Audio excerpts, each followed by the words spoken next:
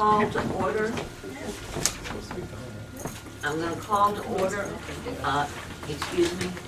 I'm going to call to order the Tilton Planning Board meeting for Tuesday, October 11th, 2016. And first thing on the agenda is to review the minutes from September 27th.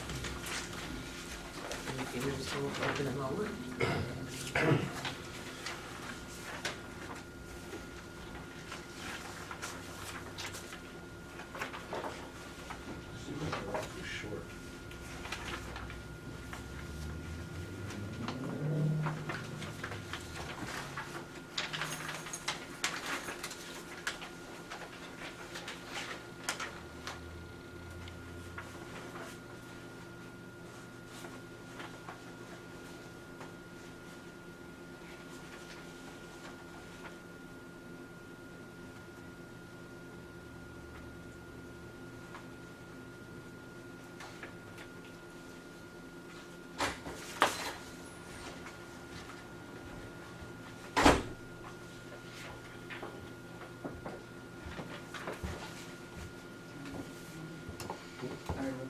I just have one question. I didn't know if on page 3, Mr. Sasson asked to have the code person submit a monthly report. I didn't know if we should specify what that contains in there. I thought he was there.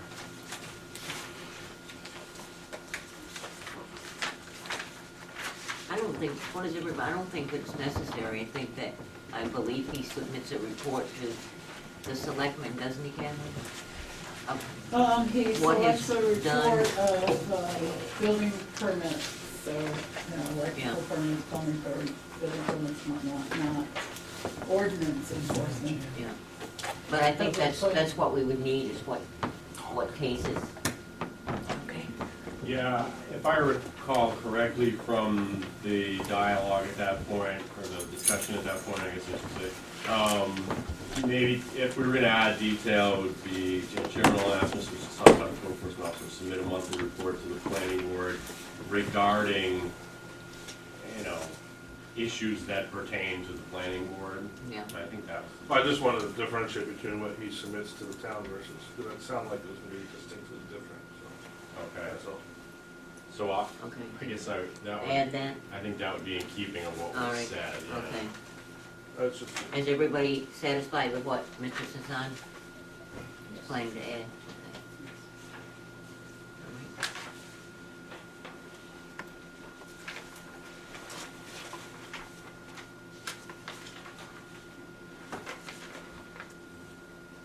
All right, any other comments?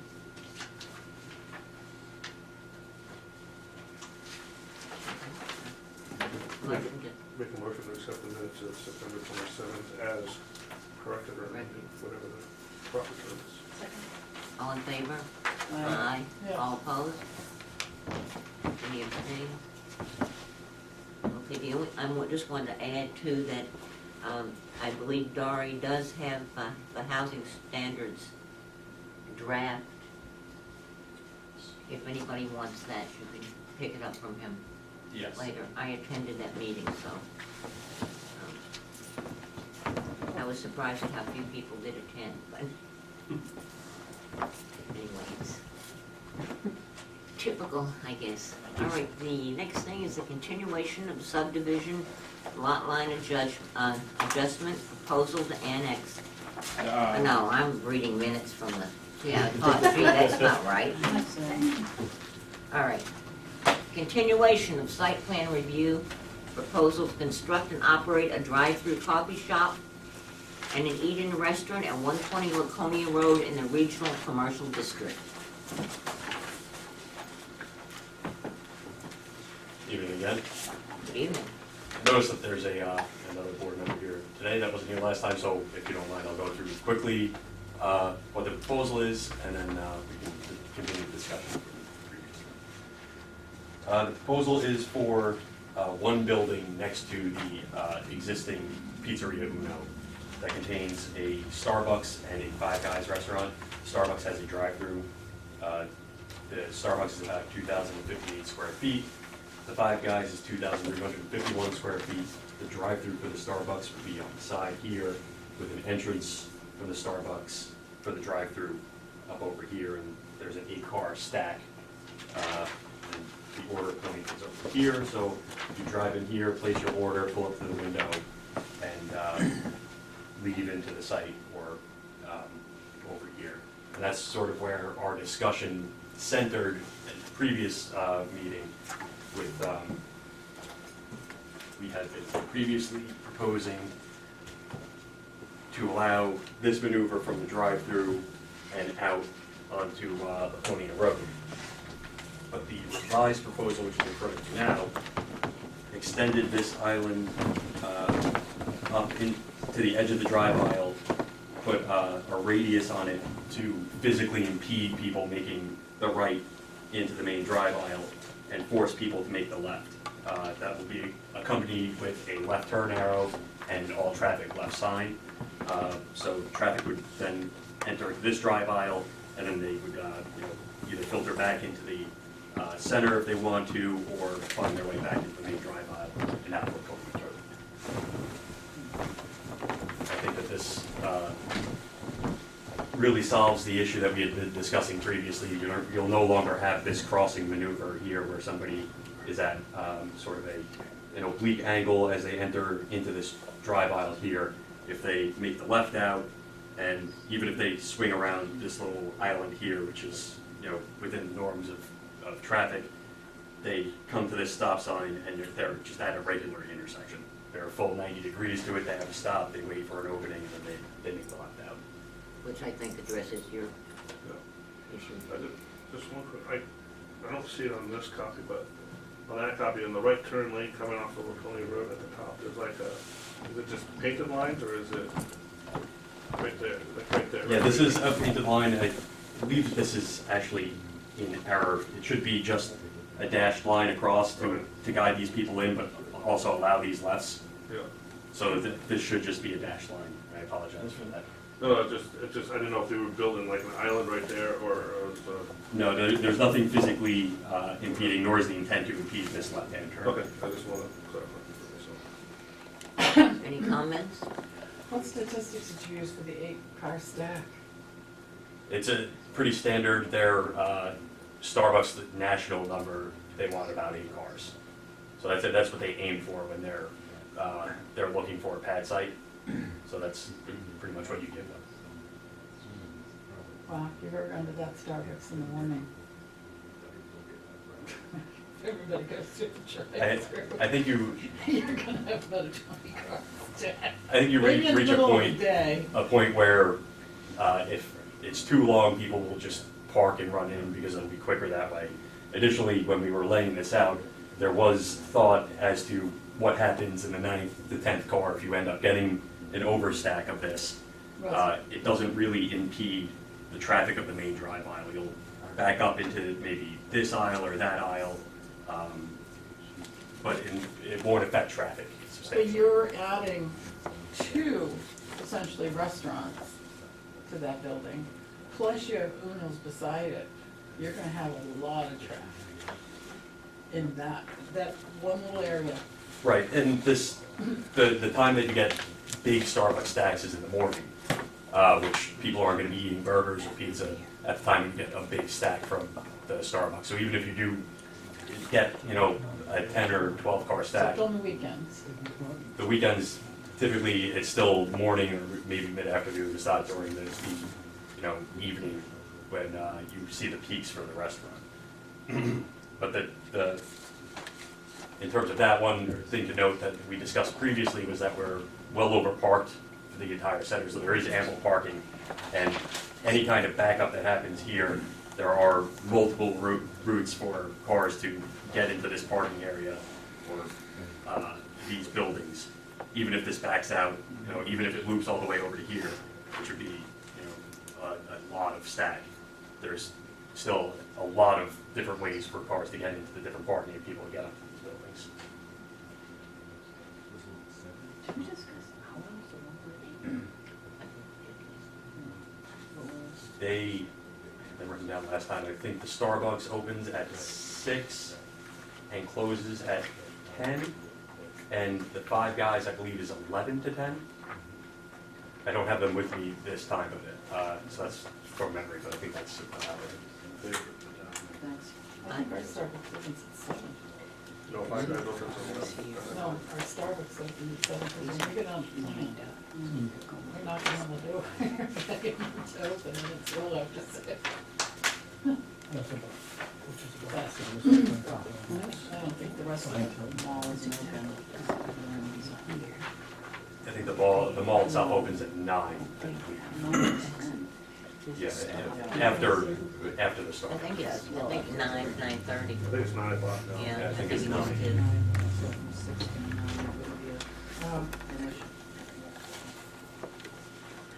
And, you know, I go to Uno's a lot, and even when it's crowded in Uno's, and I've never seen a parking issue, so, you know, apparently a lot of people go shopping in the mall and walk to the restaurants.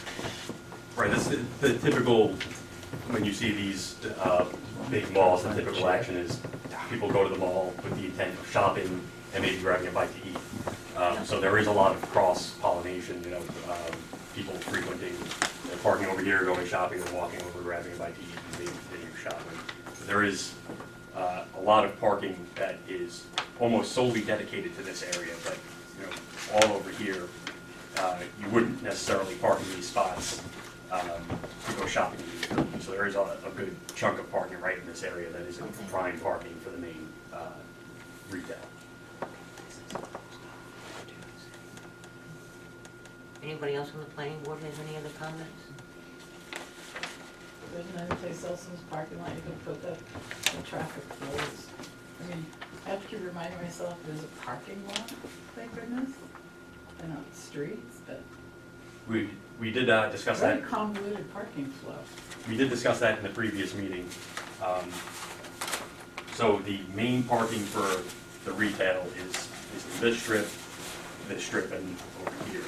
So that only leaves you with a couple of places to put a building without impeding parking where people want to be. Oh, sure. It's basically here and there. There's really not too much else. This corner a little bit, but this gets a little weird because of the angles that everything is at. So you can't put a new building behind another building, you'll never be able to get a tenant for it. So this is really the only place that you can put a building that's marketable and marketable from a site planning perspective. I'm gonna open it to the public. Selectman Constantino first, and then Selectman. Pat Constantino, can you, it's not very clear the way I'm looking at the directions. When they come out of the drive-through, so they've bought their coffee and they're exiting out of the drive-through, and there's a black line there, so they stop. Do they take a left onto the main road, or do they have to go take a right? The arrows are kind of pointing in the other direction, so I'm confused about that a little bit. The latest plan is to restrict rights out of the drive-through, to force them to go left. Okay. There's And so they signage have there. to come back down. Right, there's signage there as well as a hard island that we sort of radiused out to get people to make that left. It'd actually be quite difficult to make that right against all the signage and arrows. Even if you wanted to, it would not be easy. Got it. Thank you. Anybody else? Selectman Jasmine? Yeah, first off, the turnout was open at 9. Secondly, my question is, how are we gonna get delivery trucks into that building? How do you propose that? There is a delivery area, a loading area behind the building right here that's signed, and a truck can come in, make this turn, come back around, swing it through here, stop in So this the front of the area. building is facing Laconia Road, it's on the lower side, right? Yes, the front of the building is over here. These are the front doors, So and now there are I two ask- rear doors here. Now I ask, there's very limited parking there, and Uno's and this place is going at the same time. Is there enough parking for both businesses in the front? Probably not, but then they'll just have to go back, right? Yeah, the front is, I mean, there is limited parking up here. Yeah. You do have some, but really the bulk of the parking would probably be happening back here when when it's busy. Yep. Now, there are sidewalks that we provided along this whole route that gets you That was my next from parking question. over here up to the front of the building, if you so desire to get there from the back. Okay, that pretty much takes care of my question. I had asked Chief Cormier, who was very well aware of this, he had already toured it and had not seen a problem even with the old plan. I'm just curious to see if you see an issue here, because there have been some real concerns about safety and about any problems with accidents. Does this seem satisfactory to you? Yeah, no, it does. That's probably the quietest part of that parking lot. Most of the traffic that goes in there goes straight to Bass and then left or right. And usually Uno's lots probably have a full. Just a side note, though, I had mentioned this to Eric from Tanger, if DOT would do a cross phase, a pedestrian cross phase there, but they would, if they do that, they would prefer to have like a little sidewalk that kind of dumps into Uno's lot. They just don't want to have, have a cross phase and have pedestrian traffic dump into the main drive in and out. So that's been brought up a couple times. So I think, if the opportunity is there to do something like that, something. So like if people, Pedestrian access, I'm a little confused. yeah, so like if people from BJ's wanted to cross the street to get a burger or get a coffee, I've talked to Bill Lambert about it, and they can add a pedestrian cross space there, Dari, but he just wants to make sure that Tanger does like a little sidewalk into the parking lot. You know what I'm Through saying? there, Or into Old Navy. The So only, either- okay. The only issue that I see with that is that there's a significant drop off from Laconia into the site. Right, right. So if you give that connection, it has to be ADA accessible, which means a maximum of 5%. And from the look of this, you're looking at about 2 feet in 10 or 15 feet, so it's significantly more than 5%. So I would have to look into how we could accomplish that. There's probably a way to do it, but with the existing grading, it would probably be a little bit difficult. Sure. I mean, every time, like by Chili's, I mentioned it there. I just want to keep that discussion every time a new business comes in, that we just think about those options. They may or may not be possible, but I toss that out there. It's just something to think about, because sometimes people do try to cross to get something to eat, get something to drink, that sort of thing. So. Do you, Chairman, may I ask Chief Cormier, do you see anything in this proposal that would make it more difficult to eventually do something like that? Is there something that should need to be changed in this that you see right off? No, I mean, 'cause, Okay. Bill had mentioned even the Old Navy side was an option, and that might even be an easier side to do it. Okay. But If I can clarify, I don't believe that Chief Cormier is saying that that's gonna be the responsibility of Starbucks and Five Guys. I think he's throwing that out as to something that should be considered in the future, and if you say you've already talked with Bill Lambert about it? right, just something to think about. Yeah. That he would consider it if businesses do something. And I think that would be more appropriately brought to Eric, Crew, Right, and I as did, opposed yeah. to Starbucks and Five Guys. But I think Dari makes a good point. Is there anything that this project is gonna do that would impede some sort of sidewalk for pedestrians? And that, it would just mean tearing up where they're gonna put plants. That's what, seven some odd feet wide? Yeah, 7.3. Don't Because there wouldn't be any place, if this project goes through, there would be no place to put a sidewalk Don't believe that we're doing anything that would going in I there don't think so either. except to tear up that strip of plantings and put a sidewalk there. this here. Yeah. This is an area where you wouldn't necessarily want to introduce pedestrian traffic. I would suggest if there were pedestrian traffic to be brought into this front drive aisle, that it would probably make sense to bring the pedestrians up this way, but I don't really know where you would bring So them they from there. cross over the in and out, the in and egress traffic to get to the restaurant? Well, they would have to cross the, yeah, I'm not sure, unless, I'm trying to think what the But that's intent in the is. If the future intent is to anyway. get to these buildings, then you could bring one, a sidewalk up here and bring them into this area, that would probably work. Nothing that we're doing here would prevent that. No, I mean, that could easily, Yeah. if they needed sidewalk up through there, that could easily be converted. From the So the answer is, removals plan, that's this landscaping area that we're putting in there now is in the same place as these current landscape end islands. So yeah. really bringing people up these would be ill-advised. And so I don't think that we're really making this situation any worse. No, in the no, future. no. Yeah, I'm not saying that. I mean, the spot they actually looked at was by Old Navy, and Eric met with Bill back then. Okay. So it's just one of those things that's hanging out there. People cross there regardless. Yeah, right. It's kind of frightening to watch. I've even crossed there.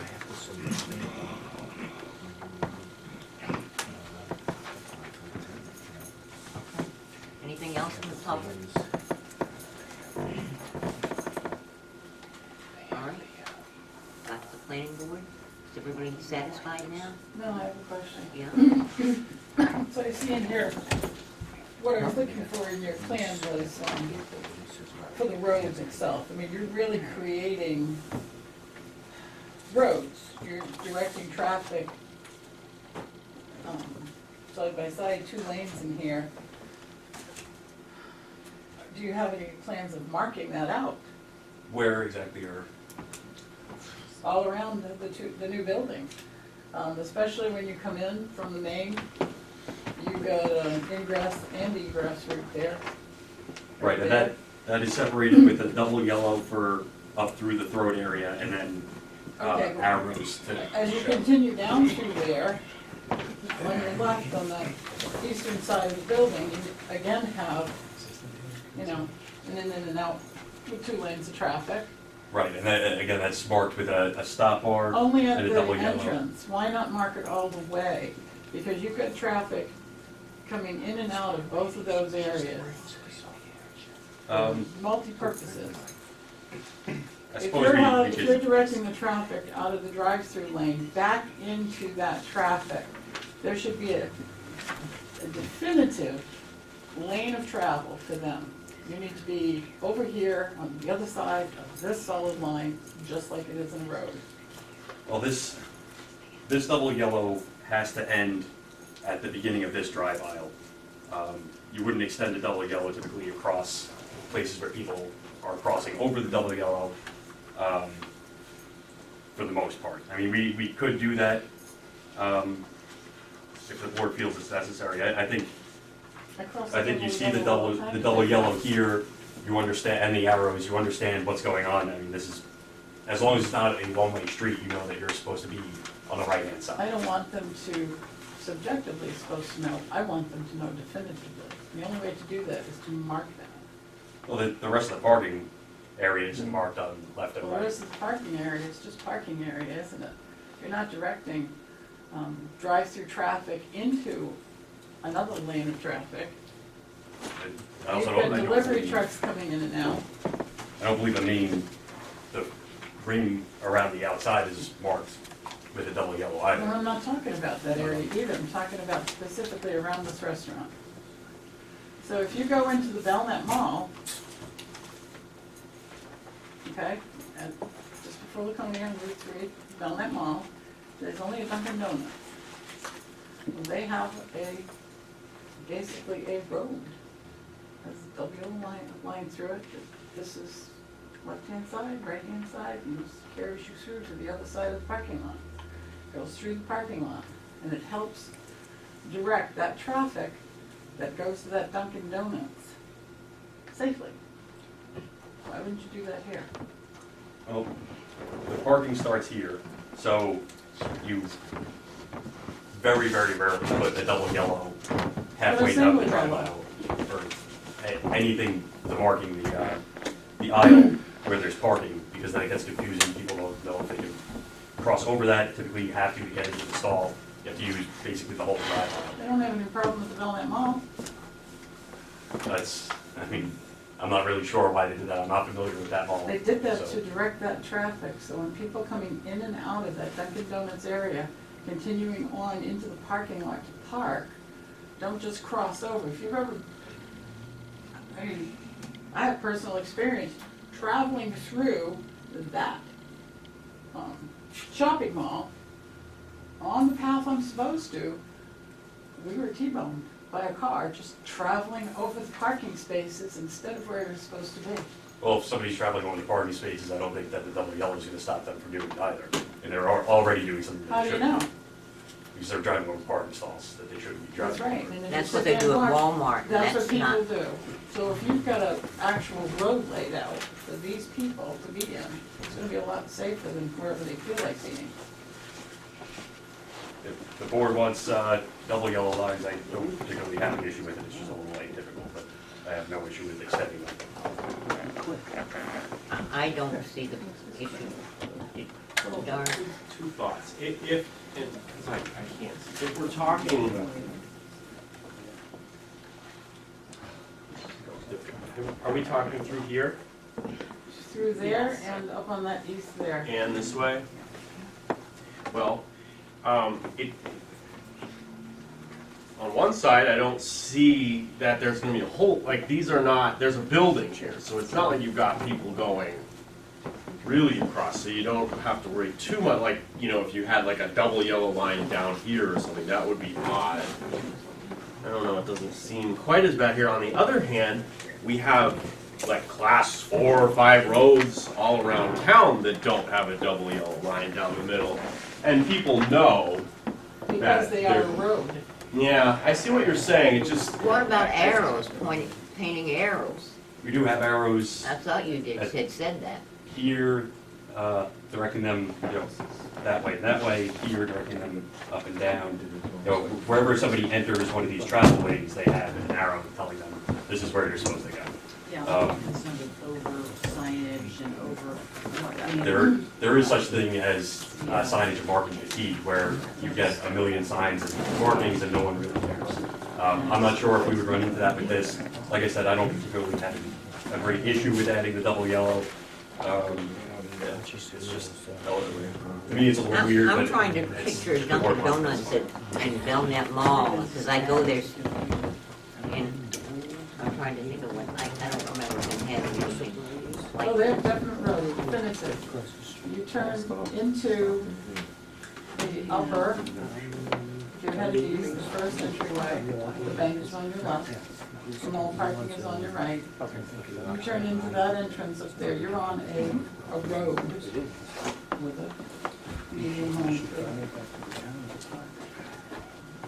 So if we added, But if you go in the other entrance, That's the other end. If you- yeah, if you but that's keep to where the I go, left- the other end, and Yes, so if you keep to the left to go to Dunkin's, you're gonna be on a road with a median line. Not through parking spaces, not through the lane. Here you go. So, here's Route 3. This is an access, there's a traffic light here. There's actually, it's not shown in this picture, but there's a painted line through here. And not in the actual restaurant, but like in the parking lot here, there's a line. And there's arrows, and I think that's what she's pointing out. those look like white. It's not a real line, it's just a median. Well, white No, this- White lines are not supposed to be used separating It is a white. different directions of traffic. White lines are In a used road separate. area, this is in a parking lot of private property, maybe this. That's true, Maybe however. the MUTCD That's doesn't the main recommend access it, road. but this isn't a road, this is an access to a parking lot, which I- safely This directs part of the road traffic. has. I do understand that, however, there are certain guidelines that I have can to we just have follow. one conversation? There are certain guidelines that I have to follow, and MUTCD is one of them. There aren't many standards for my profession, so we sort of hang on to the ones that we do have. MUTCD is one of them. And if you start using white lines to delineate oncoming traffic from each other, it becomes confusing, because that's always a yellow. It's always a double yellow or single yellow dash, however you want. Nobody is confused at the Belknap Mall. You can't just I don't make think that it will rules. compare the Belknap Mall to this area, that's just my own opinion. I just have one question. The entrance here, is that, the width that it is now, is it gonna be the same? Or is it gonna be made wider? That is the same, we actually held the line from Okay. these stalls in there, I mean, which is why it's like an odd number. well, no, the line here, I think is gonna, because I went there to Uno's the other night for dinner, and I came in and I had this in my head, but when I went to go make the right turn there was a car that was, like, if I didn't pay attention, I would have hit it. And I'm like, oh, here we go. But if there's a line there, I think it's, the person was right smack in the middle. And, if there's a line there, it probably would have been more to the right. Right, So- and we do have a line Yeah, and I at think- all the areas where somebody would be coming into an intersection. We do have the double yellows to tell people, get over to your side. Yeah. I think going alongside of Five Guys, I don't think there's no place for traffic here. Even if you just did a single line down there, I don't see an issue with that, but I could do it either way. At least if you have it, do the intersection, which appears you do.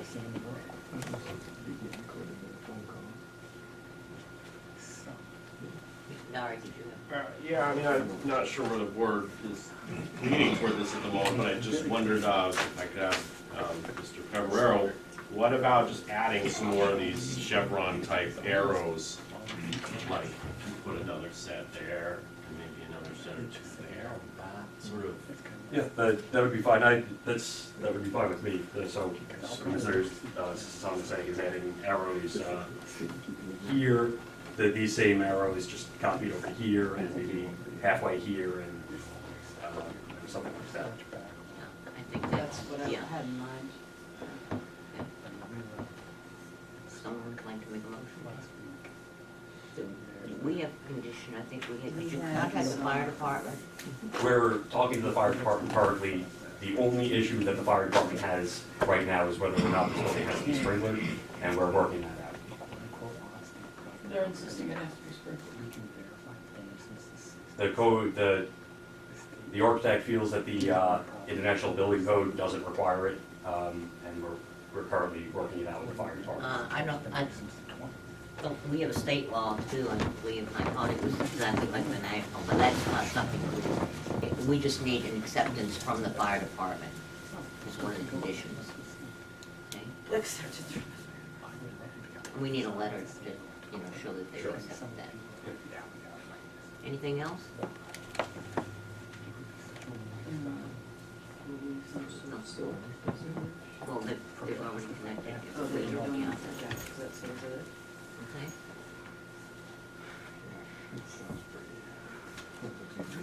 All right.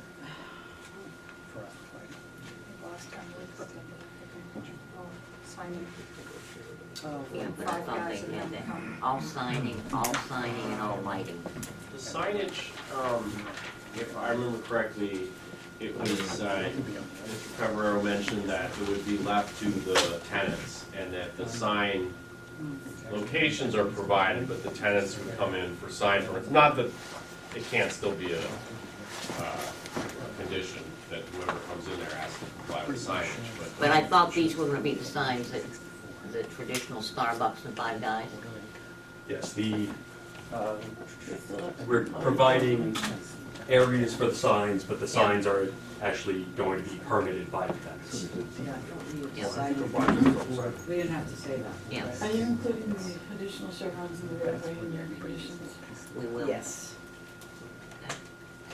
How many chevrons? How many do you have in the, we were talking about 4 more? well, let's call it 3 more sets, which, Okay, 6.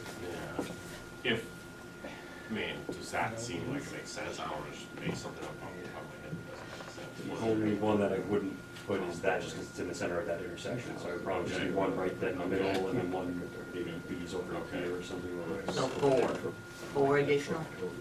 2 sets, yeah, 4, however you want to say it. 2 sets. Yes. Okay.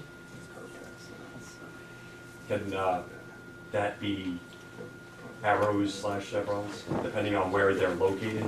The chevrons are Starbucks standard, so I put another set of arrows here, they would be that kind of arrow, because you're past the Starbucks area.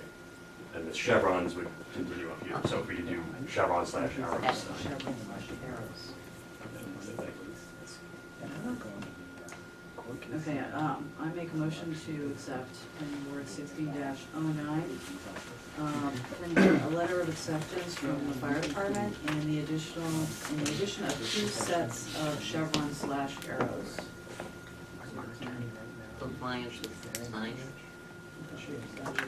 Yes, and lighting. Okay, and compliance with signage and Is there a second? All in favor? Aye. All opposed? Thank you very much. Thank you. Thank you for your hard work. Thank you. Drive safe. He has to go back to Long Island tonight. Show up today, Yeah, Thanks for hearing me. and he was up all night with his new child. Congratulations. I think you gotta say it right. I know, but it's just. I think if I do, my wife will feel I was just gonna say, I think he has somebody else to answer to. Busy agenda. Thank you very much. Thank you. All right, next on the agenda is Planning Board Case 16-10. It's a site plan review, proposal to operate a storage trailer container sales and rental business at 512, so on West Main Street in the General Commercial District. And I just want to preface this by bringing everybody up to date on what took place on this. As you know, we're trying to make right a problem that existed in 1989 when I believe the business was established. And at that time when the business was established, it was required that a site plan be presented. However, because of a problem with boundary line and a dispute over a boundary line, I believe the opening of the business dragged on for some time, so that no one ever followed up on requiring the site plan, so the site plan was never done. And so we looked into different ways we could approach this as a planning board, and one of the issues we talked about was possibly grandfathering and so on and so forth. And as I said, we didn't want to do anything that would either put the customer or us in any kind of legal jeopardy. So I asked Dari, before we did anything, to please go through the municipal association to contact an attorney and review this case with an attorney to make sure that we were on firm ground. Dari did that, and we were told that we could not consider grandfathering it. However, what should happen is that a meeting should take place, which should include the town planner. At that time, it was the land use coordinator, that's Dari, he was promoted in the meantime, the Barbudos, who owned Tilton Trailer, the town administrator, and the code enforcement officer. And that meeting did take place. I wanted to come, but it was suggested that I not come since I would be presiding over this meeting. So that meeting did take place, and as a result of that, the Barbudos have come up with a site plan, and that's where we are right now, and they're here to present that to us, or I guess your engineer is here to present that to us. Is that correct? No, we're actually Okay, all right. presenting it to you. I think you have a copy of the application and Yeah. the site We plan. want to take a look at the application. It's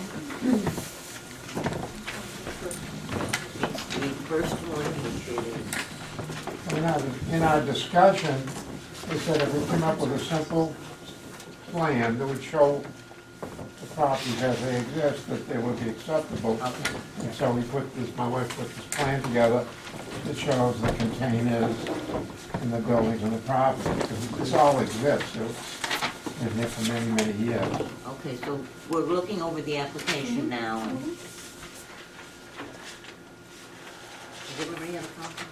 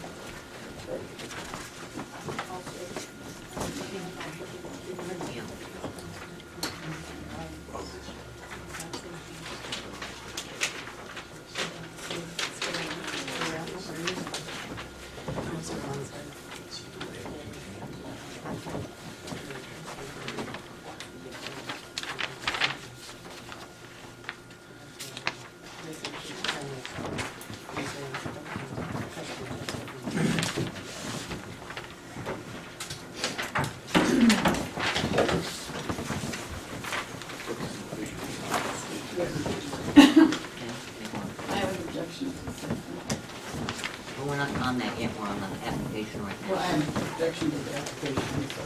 All right, again, So, the application is asking us to consider 4 pieces of property in this site plan. One piece of property, which is 512, is the original property that was used for Tilton trailer sales and developed into Tilton trailer rentals. So you have 2 businesses that are being conducted there that are no site plan approvals in the town of Tilton. The other 3 properties were other businesses in town, site plan, except for one. One of them is a residence, and to this day on our tax rolls remains a residence. I believe that's 497. Let's see. Yeah, 497 is a residence, remains a residence. So on those other 3 properties, well, actually all 4 properties never received a special exception to conduct this business. And it was always required for this type of business. So I agree that we should look at 512, which is the main center of operation, and get that into compliance. This seems to be the only way. The other 3 properties should have to get a special exception to conduct this business in an area where it is required to get a special exception. They're currently being used, the residential piece of property is being used to store these trailers on, which should not be there. No business should be conducted on that property whatsoever because it is residential. And that's been taxed so we haven't even gained revenue from that property as a commercial use all these years, or however many years it's had these trailers on it. The other 2, as I said, other businesses, with tools, Fastenal, have been conducted on those. And this trailer rental sales is creeped over there. So if we're gonna go forward with this, it's my opinion, we should only be looking at 512 tonight, and the other 3 should have to get a special exception to connect those businesses. I know you Can I don't. ask a question? We're not open to public. We're yet. just, did Al address this? Well, I don't know that Al addressed it. It was, we have discussed it. I think, Catherine makes a good point. I do see it as a bit of a gray area. The trailers, I believe, have quite possibly been on all 4 of those lots prior to the time a special exception was required for trailers. So one could say they could be considered, their presence could be considered grandfathered. I mean, I definitely see it as a gray area. I think, based on the advice I've gotten, the planning board would probably be okay going either way. And then that's sort of first, and then a second piece I'd add that it's only if the board were to determine that a special exception were needed for all 4 sites. Even though it's not the way we like to do things, there is the possibility of issuing a conditional approval for all 4 sites, and one of the conditions being that a special exception be obtained to allow for storage trailers. However, I really don't think it would be particular, it is a gray area, and I think the planning board would be on reasonable ground to allow the case to go forward and not require that special exception. I don't think it's gray at all. Our ordinance requires a special exception to conduct storage trailer, to have a storage trailer on your property in these areas. I couldn't find in our ordinance where it specifically said rental, storage rental, because some of those trailers are being leased out to private individuals to store their belongings in on site. That business hasn't been site planned at all. So now we're being asked to site plan 2 businesses on 4 pieces of property that have never gotten special exceptions.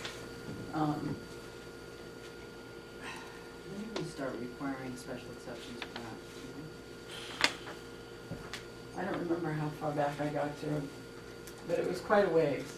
It was, I think it was back into the early 80s where the special exception was required for storage. Certainly, the residential property, which is loaded with storage trailers, would not be still designated as residential if it's had a commercial use.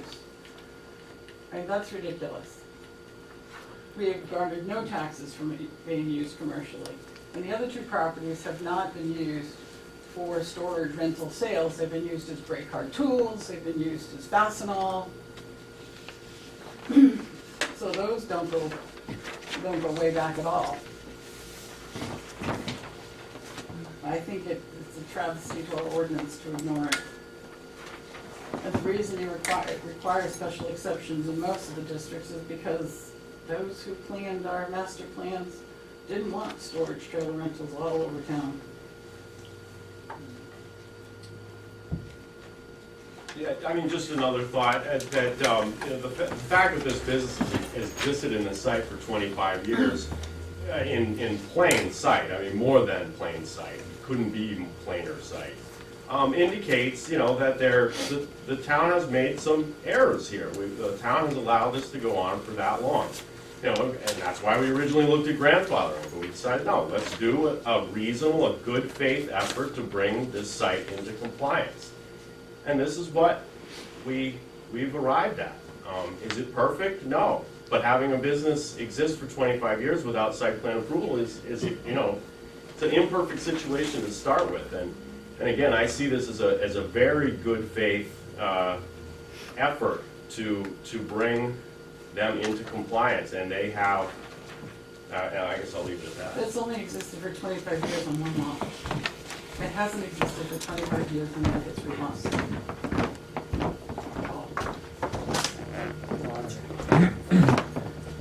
How do other people?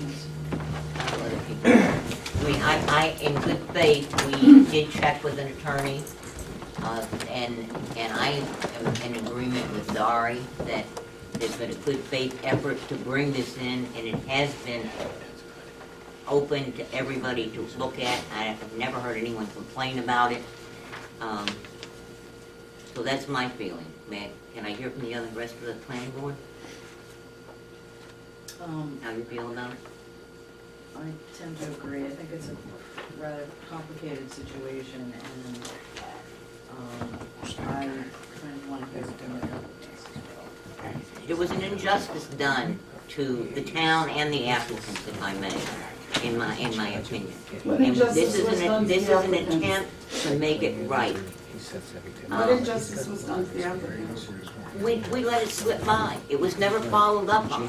So what injustice was done? They were allowed to conduct a business on that property Correct, since the but 80s. if without any we had interference and done our job, we would have approached them back in 1989, and we would have said in 1989, you're out of compliance, you need to do something immediately. And we did not do that. How do we That was know? our oversight, and we're now trying the best way possible to make an injustice and a wrong right. How do you know in 1989 that they never bothered to come into the town? Because I checked with the only people that I knew that existed who, at that time, in working on this case, Who and they ignored it said, for 25 years? and said that they never went back to them. That was what I was told. I said, why didn't you? Well, there was a dispute about the boundaries, and we never got around to it. We just forgot about it. So I don't think that that's the client's fault. I think it's the town's fault, and that's voicing my opinion about what took place here. And I think to continue this kind of an injustice is wrong on our part. I think We're it's in a mockery of we're in our a position to do ordinances. something about it today, and I think we should do something about it today. So- We have checked with legal. There's been a best faith effort on the part of our town planner, on the part of our code enforcement officer, and on the part of this planning board to try to rectify it. And that's what we're attempting to do tonight. Quite frankly, we have two choices. We can site plan this business, or we can close it down. Site planning it The business has been. Is that in the best interest of anybody to close it down? Not in my Site opinion. planning it makes more sense because the And business that's what has they're been here in to do business. tonight. But they're asking us to site plan 3 other businesses That are have not operating per- as one and They are not operating as one. You have one that was Breakheart Tools. If you look at the tax cards on those other 3 properties, one of them is residential. It's not even I know, commercial. and I believe that's the owner's The residence. son lives there. Okay, It's a and resident. So you're asking us, you're saying that we should site plan that residential piece of property to make it right? It's residential. I have the tax cards right here. well, I So believe there's that. no site plan attempt whatsoever on that property. The process to convert a piece of property that may be residential to commercial is site plan review, which is That's happening right right, now. and that property, in order to get to use, in order to have storage trailers on that, the process is for it to go and get a special exception. And that's the same with the other 2 properties. Special Well- exception. Those properties have been used through the years as other businesses, not Tilton Trailer Sales. If anything, the only thing they were used for was to store some trailers on them, not conduct business on them, because other businesses were in those businesses, those buildings. We are ignoring our own ordinances by site planning those other 3, by joining them to the one. Any other comment? I don't know how to say it. Well, the other concern with doing all 4 is in our own, it says subdivision site plan of more than 3 lots must include, and there's a whole bunch more they have to do. If we could split this up, I mean, we all know we want to work and make this happen. Yeah, That's the bottom line, but it has to be done correctly. I mean, nobody wants to see it shut down. That's, exactly. you know, we're all in agreement with that. But how do we get from point A to point B legally? The main business is being conducted on 512. That one should be looked at, that one should be site planned and brought into compliance. The other 3 should go through due process. And you're going to site plan review for that property right now and trying to get the ball rolling? I think that the Barbudas want to alter their site plan application to just be 512 at this point. It's just 512.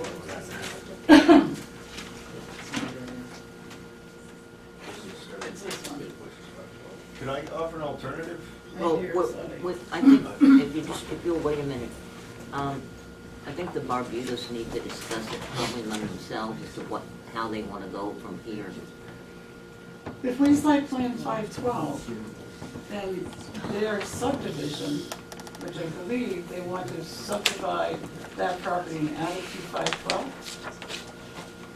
I think they should at least have a say in this.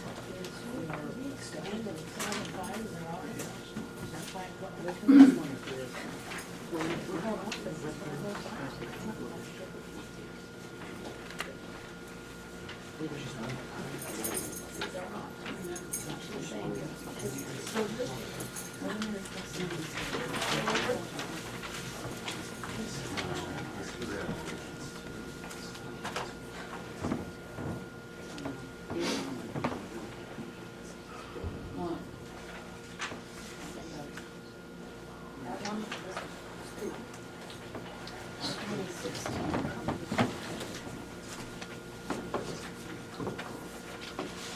They're asking to take property from our 2016. This one? To our 2016.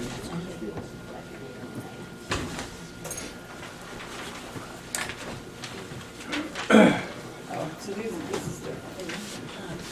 Yeah, this is different. So you can get this into compliance and you can still look at the subdivision for each separate. These 3 on the opposite side of the road. No, that doesn't come into, that's a residential piece of property, it's not being used commercial.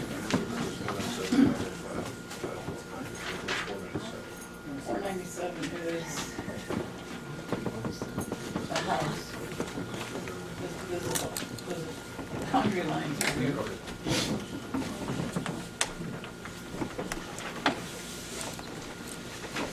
So you can look at part 12, and then you can do the subdivision, that would be your problem. If you've gotten there. 512 is, 512 is the one the design plan, yeah. oh, I thought the main business, I always figured the main business being this one here. That's like 12. No, this is like 12. Okay, but you agree that 505 is the, No, that's not the main business, so there's train hard tools. The office is and at This was 505. Fastenal. Big signs. wait, this has a, This is the one that has the biggest, longest history, right here. They could have moved over here, but it's a, I'm gonna call it an illegal move. Point of order, Madam Chair.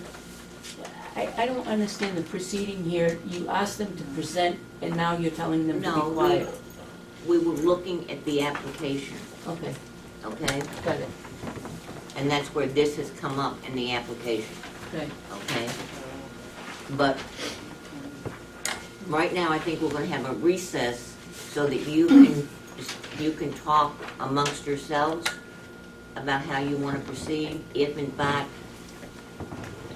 it turns out that we're asking for a site plan on everything.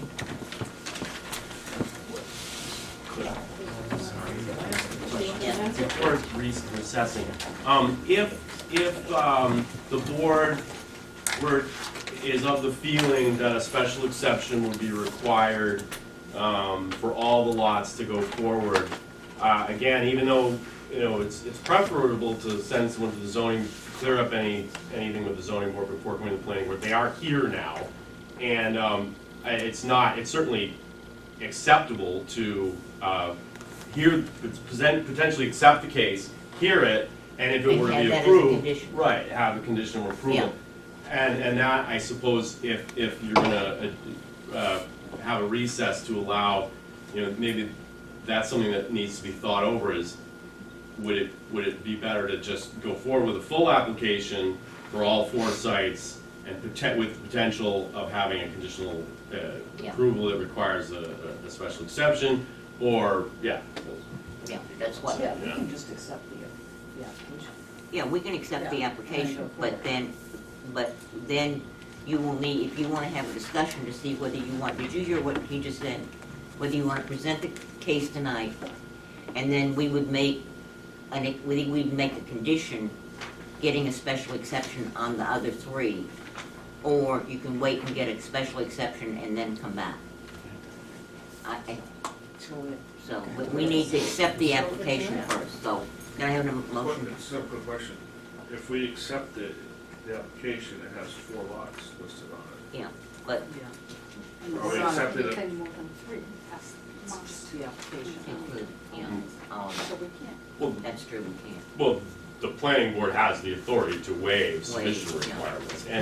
And I would argue that, you know, this last section is generally intended for, you know, these are all site work type things. These are concerns, probably, you know, where it says more than 3 lots. My guess is the intent was to say creating more than 3 lots.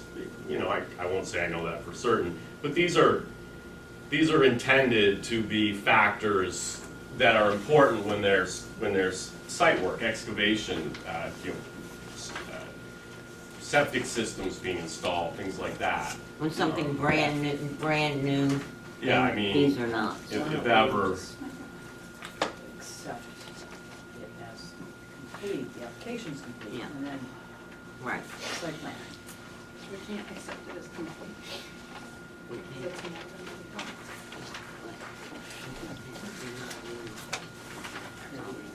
You're not gonna be doing it. And the application, just we wanna change 2 things.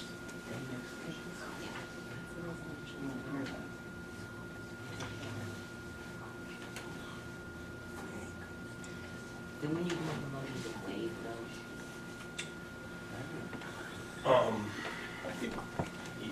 I think you probably should. And you could probably make it general, given the, you know, the uniqueness of the circumstances. Yeah.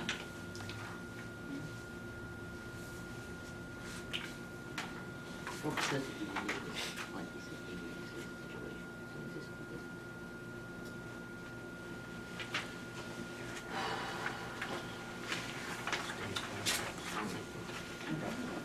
I'd like to make a motion to waive the additional required for subdivision or site plan for more than 3 lots because of the uniqueness of the situation. It is an existing business that is operation, and I don't believe these things necessarily apply.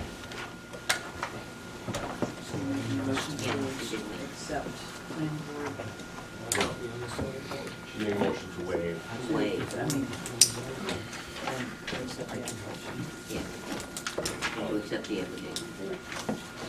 For discussion purposes. Second. All in favor? Aye. Aye. Opposed? I please specifically note in minutes that I said no. I remember, it's a dicey one.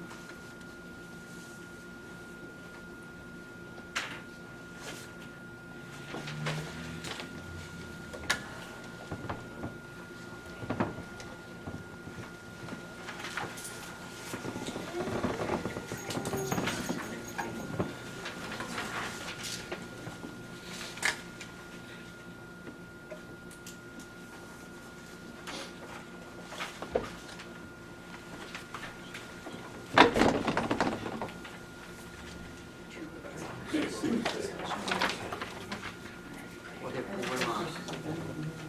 Yeah, we can discuss it. Okay, so what would waiving contour lines or elevations?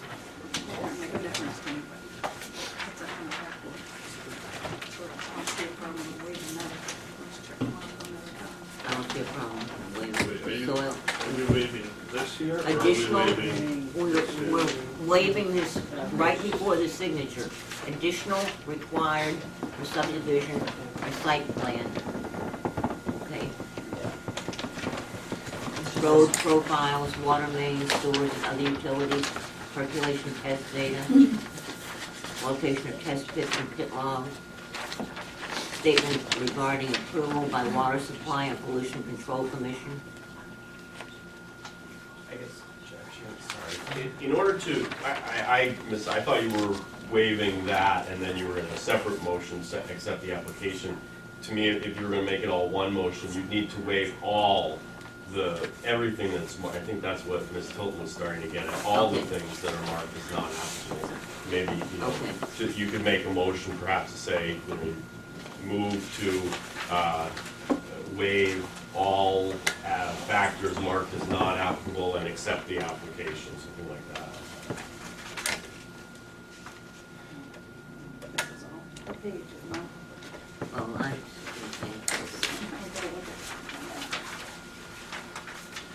I withdraw my motion. Somebody withdraw the second.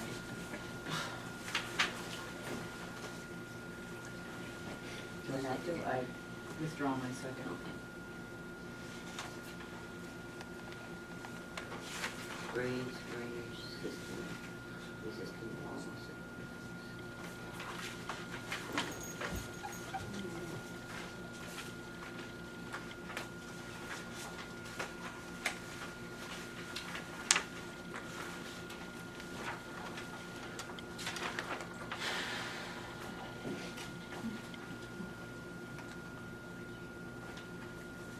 Does anybody see a problem with withdrawing the complete? Waiving all the NA?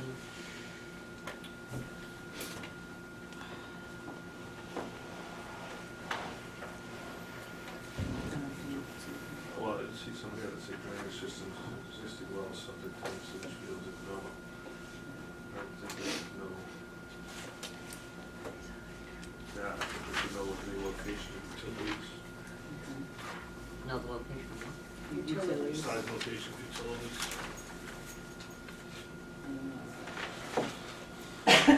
Oh, down here. Yeah. Okay. That's three of them. I guess my point is that it's existed for since 1989, so obviously those are known. Only one business has.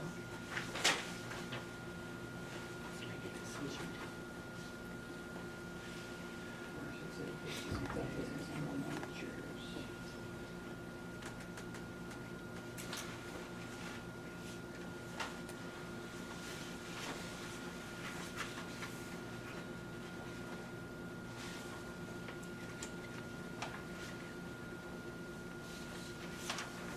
See how we divide it Well, there's, separate entities. there's one here, it says location of all easements, but yet there's, well, again, depending how we go on this, it's either applicable or not, because if we just go with this lot, it doesn't appear to be included.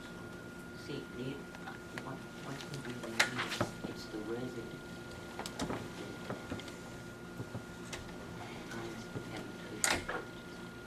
I don't know how long those people are looking at it. I had to go to break part two. When did Jeep go up? Jeep dealership. I think it was before they went.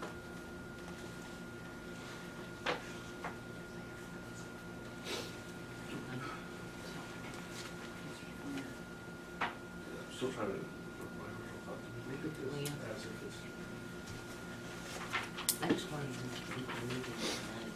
Yeah. We can Have a hearing. accept this and have a hearing.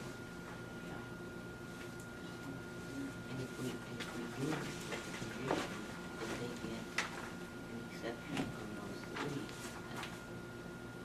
but my concern is if we accepted, are we accepted all three, or are we just accepted one?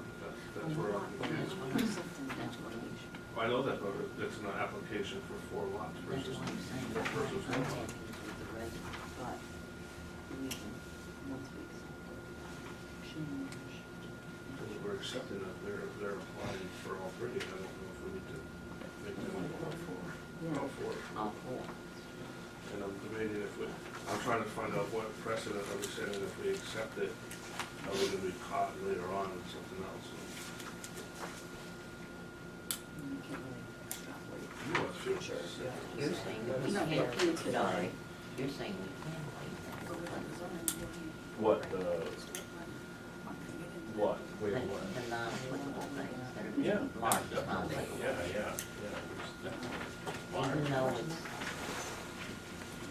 said it has to be done for more than 3 months. You can waive anything, and the planning board can waive anything. So, Yes.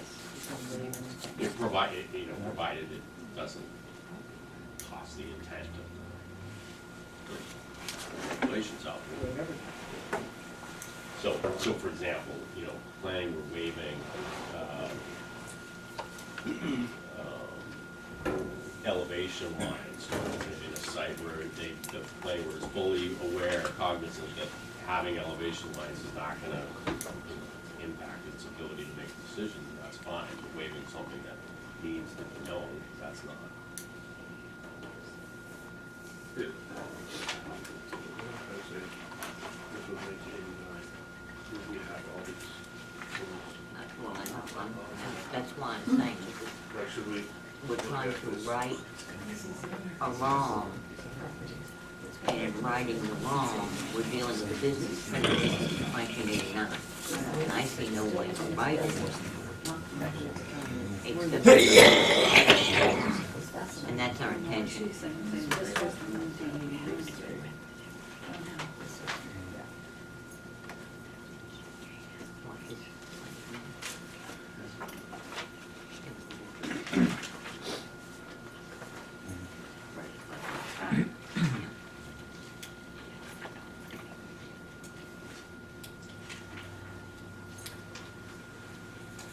What we're trying to do is move forward. And I believe that the Barbudos are willing to move forward also. I think that's their desire. And I think as a planning board, it's our desire to move forward. we cannot turn the clock back, oh, I wish we could, to 1989 and see what the situation was then and what the intention was then. It's impossible for us to do it. So what we can do is act on what we know today. And what we know today is that there's a site plan in front of us for 4 lots. The lot that I have problems with right now is the lot that has the residence on it. That's the lot that I have problems with. Which one? And that is, 497. 497. 36. yeah.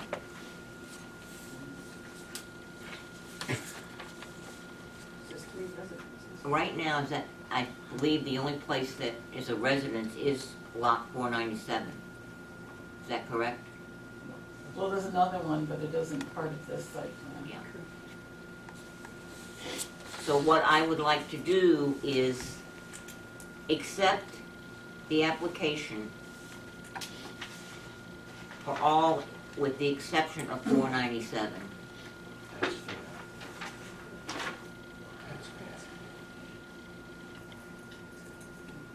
Can we do that?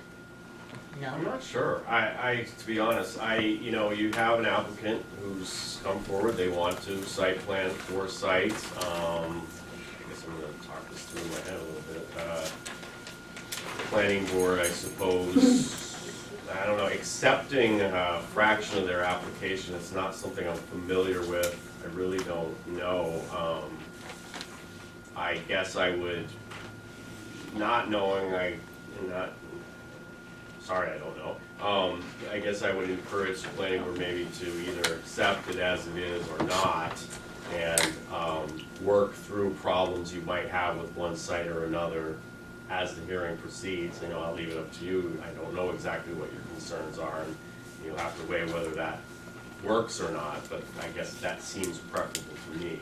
Can we revise our application to not include 497? Sure. That's all the We'll problem. make that revision to that. Sure. Yeah. We said 397 off, well, that solved the problem, and we can get this passed tonight. Including that, works for everybody else. Just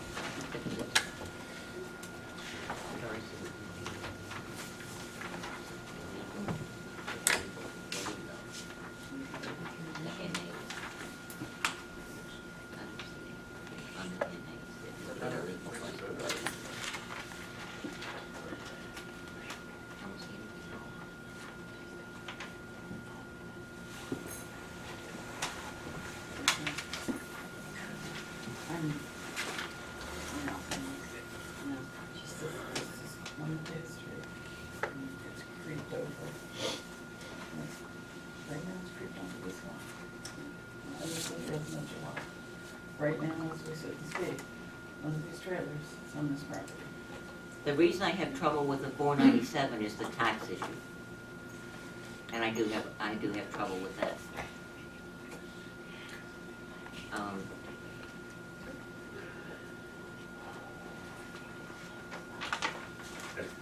The cleanest way, I think, to do it would be for the board to, if there is an application, accept the application, express your concerns about utilizing lot 36.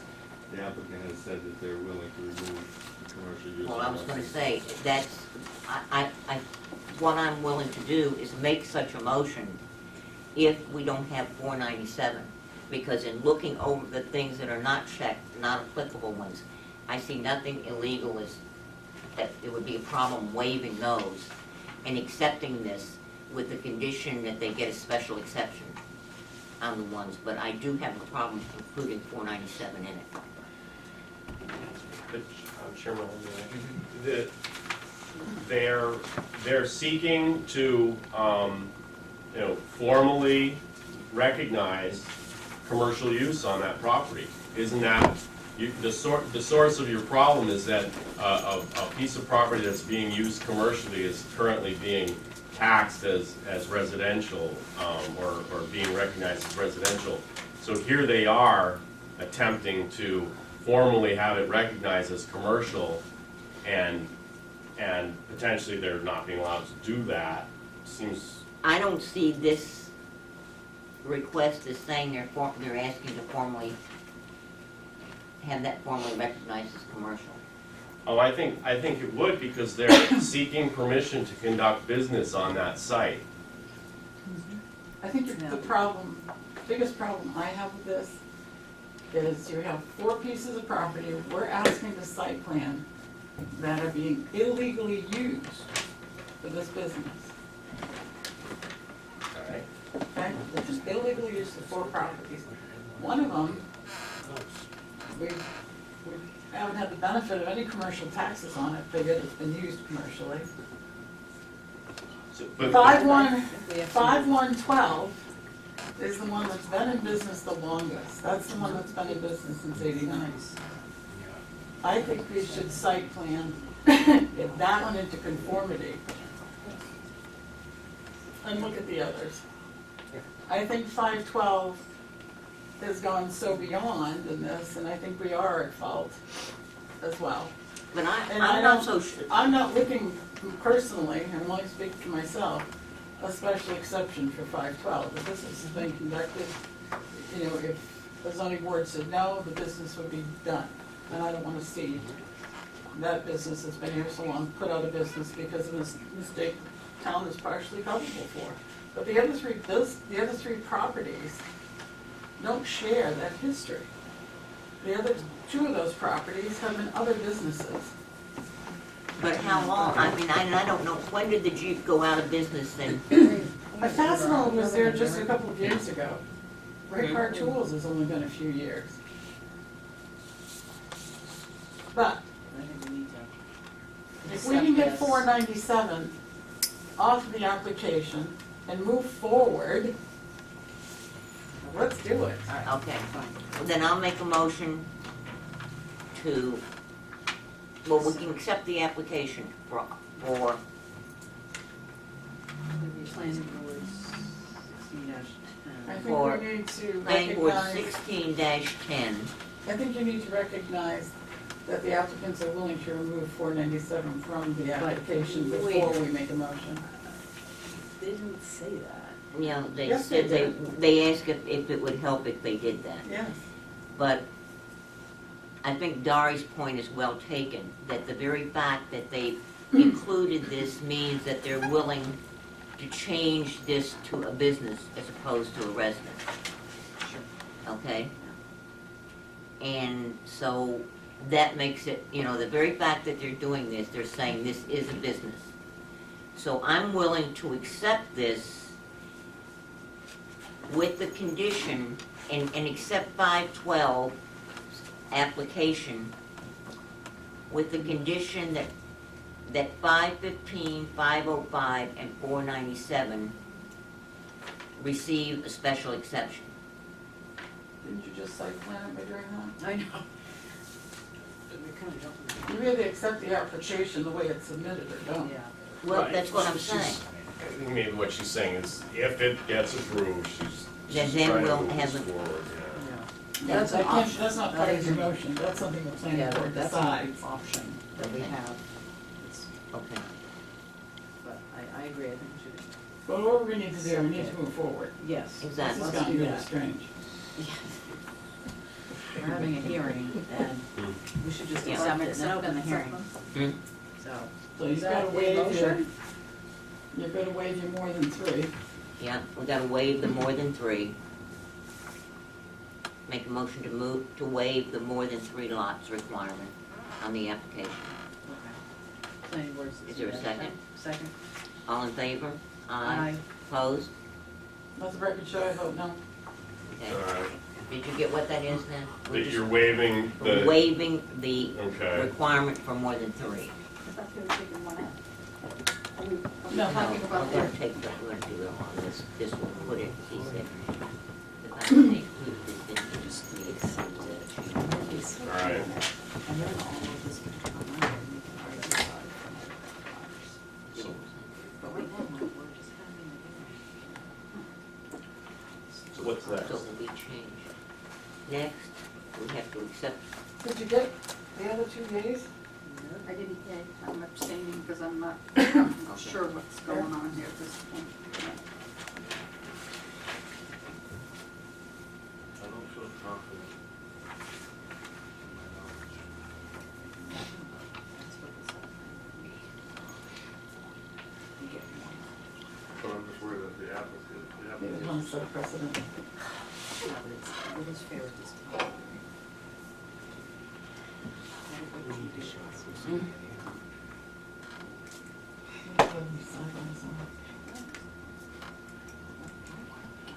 Just me, I'm no, gonna no. vote- Lots in there, Like that's that. saying No, I'm worried about No, setting no. precedent, so I'm gonna say no. So we didn't get anywhere, let's do it. So we didn't get anywhere. That was exactly. So you have 2 in favor, 2 opposed, and 1 abstained. Yeah, Okay, so that motion does not carry. exactly. Um, okay.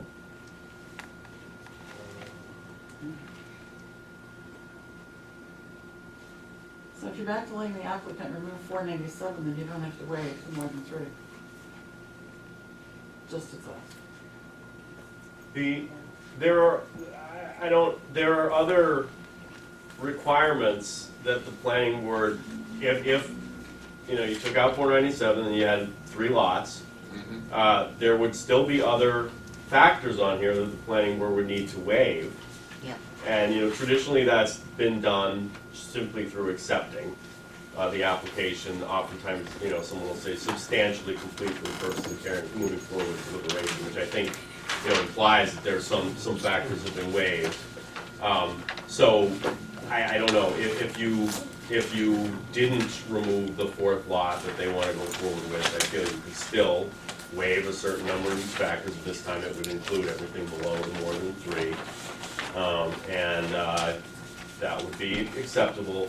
And then I guess to Mr. Tyra's concern about a precedent being set, I think we can hopefully say with a high degree of certainty that we won't ever encounter a situation quite like this, and I don't think we need to worry about how we're going to handle it the next time a business that's been up and running in plain sight for 25 years has to come in for site plan review. One that spans 4 lots, I mean, that's just not going to happen again. So I think the concern about precedent could potentially be alleviated by the fact that this is unlikely to ever happen again.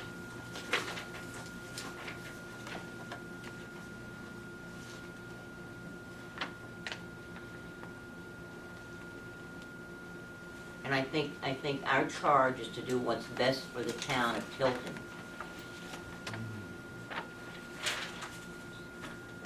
And I don't think after 25 years, there've been a lot of complaints about these particular businesses. I mean, I've never heard any.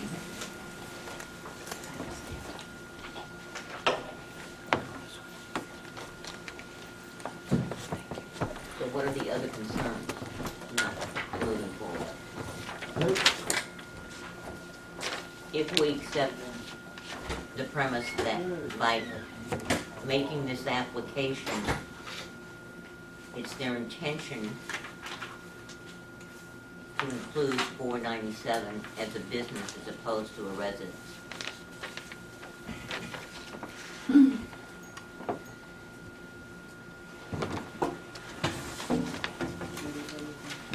I'm trying to figure out why lot 10's over here, lot 7's over here, and you're talking about annexing them. They're not even near each other. That's, That's a different that's a different application. application. Yeah. Oh, that's- I'm Mr. That's Burney will be able to subdivision. explain that later. I'm reading the Next, Gotta build the car first, and then we can put the engine Yeah. in. It's a different application, must be different.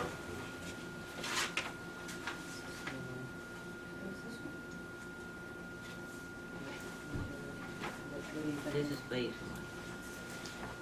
1, this application that we're looking at. Did everybody hear my question? What's the problem with us accepting the fact that the applicant's intention by making this application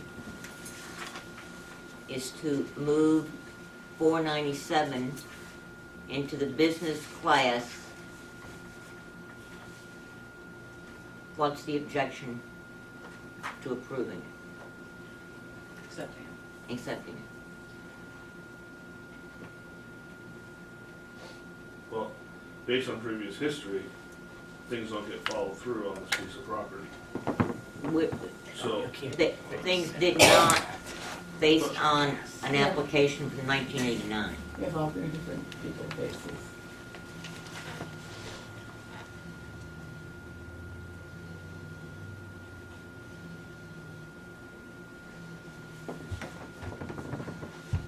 What do you think, Judy? Haven't gotten understood. I'm gonna answer my question. So your motion didn't pass because of the requirement for more than three.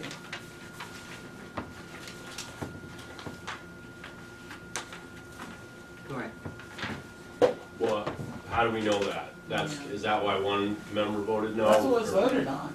That was the only motion voted on. But the people who voted no didn't say why they voted no. Okay, that's the motion. It's voted no. So, Do you have a suggestion? yeah, remove one and make it three. And then why would, you wouldn't have to eliminate anything because the requirement says more than three. Okay. Am I missing something? All right, so that would. There are other factors that are checked off as not, so you've got, your whole checklist, you've got things that are checked off as non-applicable under all the headings. And why would it be that the board is, Because they did. The motion didn't carry to waive the requirement that additional required for a subdivision or site plan for more than 3 lots. So the assumption would be Okay. that if we eliminated the residential property, Do I hear a motion? I'll make a motion that if the Barbudas is still willing to remove 497 from their application, we move forward with the application with 497 opposite and with 3 properties. Second. I'll second that. Oh, somebody second? Yeah. Oh, I'm sorry. Talk with Judy, but which was the president's. All for vote. All in favor? Yeah. Aye. Opposed? I'll start reading about animal husbandry. Agriculture. All right, I'll make a motion to accept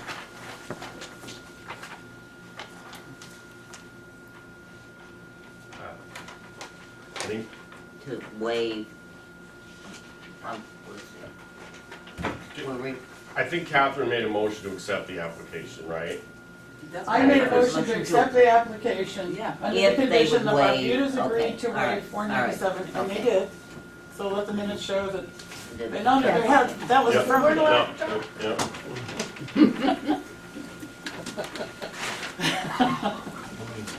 Okay, now, so we've accepted the application. All right, let's move ahead to site plan.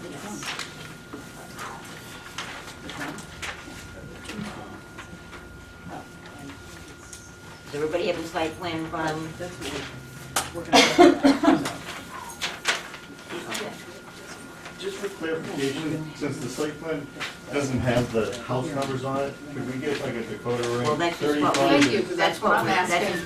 that's what we were talking about with She's telling me Catherine. the residence, I'll I'm read like, it, there's a yeah. residence, there's 3 residences on So- 4 properties. 9 is 512, Yes.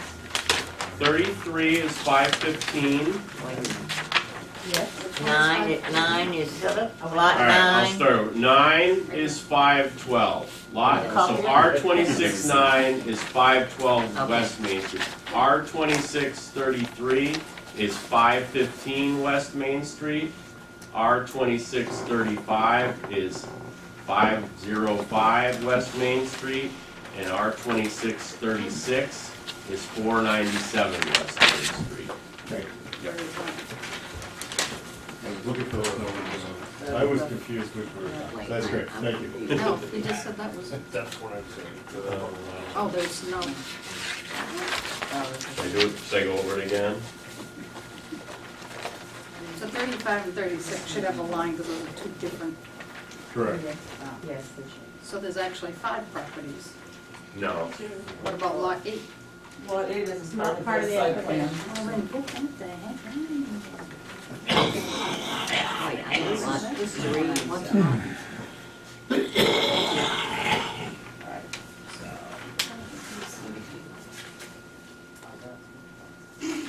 Hush.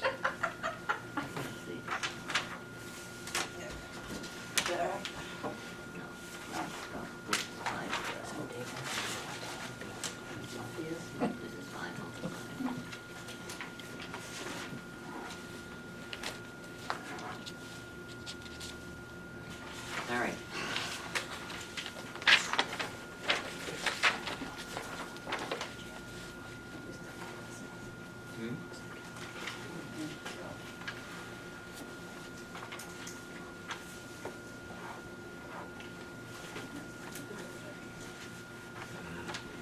All right. Okay, would you like to talk to us about site? I'd be happy to. We've shown here is the current buildings. The shaded rectangular, mostly rectangular, but they're drawn to scale, are on-site storage units where we have trailers that move in and out all the time. It just says trailer and container storage area. Behind Break Art Tool, you see it. Behind and around back of the Tilton Trailer Building. On 512, it's behind all of the on-sites that are over there. That's pretty much what it is. Now, this was 2 maps. Dara gave us these maps to work with. One comes from 2001 and one comes from 2016. We merged them together and I worked with the scales and so forth.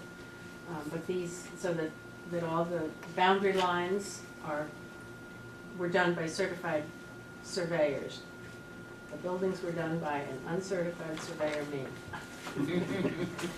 By taking the scale, and also Dari had given us the photograph, Google Earth photograph to work with the scales of the locations of the buildings so that we could put them in there.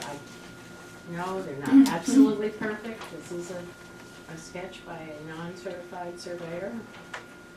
But, and the driveways are there, the parking spaces are there, exterior lighting is shown with the lights.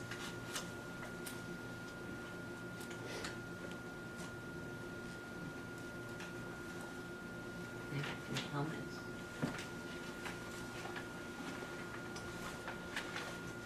So, you're, in your site plan,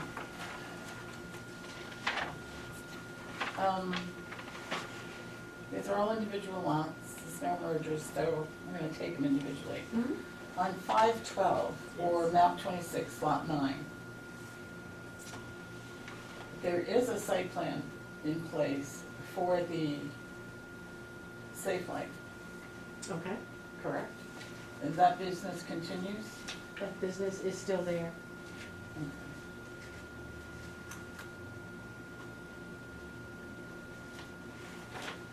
The other business that you conduct there is do you sell and rent trailers you sell trailers and then you rent them for off-site? We So in sell other them. words, a business could come rent a trailer for you temporarily where they're doing their construction and whatnot? Right, and we drive it over there and so Okay. forth. But we don't do it, we have the storage of them there. They have to come across the street to 505 to talk to us. Right, but Okay. on this one, so Yeah. trailers go in and out, renting Absolutely. and selling. Mm-hmm. So that's one business. You also have on 512 in place, storage containers that you rent on your site. Correct. Those are the shaded boxes So that's and the three, quantities that are in each of them. so those that's three areas. businesses. As of the day I counted them. Those do change also. We sometimes If an N1 is free, we sometimes take it away and rent it to somebody on their site, so it does vary. I'm asking because on the application it says, you're asking for operation of storage trailer / container sales and rental business. So it left out the Safe Light. I wanted to make sure that the rest of the planning board knew that that Oh. existed. Well, it's right here, it's on, Yeah, the name of it, I did. Yes, but it, Yeah, yeah, Ray Car Okay. Tools is across the street, Yeah. whatever, but there is a site plan approval for that okay. property.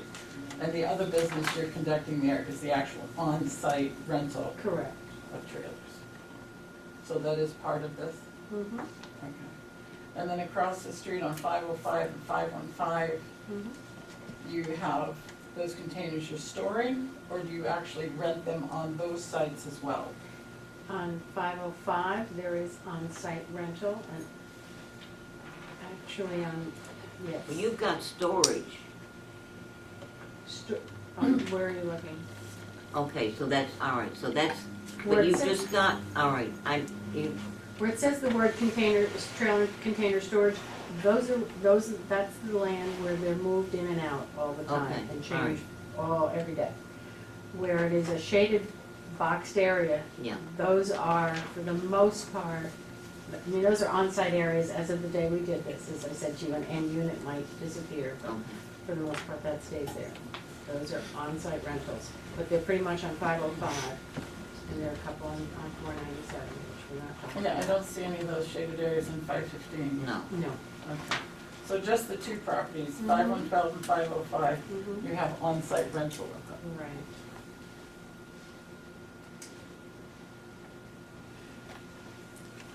you show over on 515, however, container storage area, Correct. That's just storage of, these are ones Okay. that people come in and out of. and rent, That- Mhm. I see that. Yeah, that's Yes. a different thing. There's a building next to the Safe Light, marked number 2, that looks kind of like it's in a blur. Those are on-site, all those shaded boxes are on-site storage. Okay, so this is just, yeah, parking. That's part.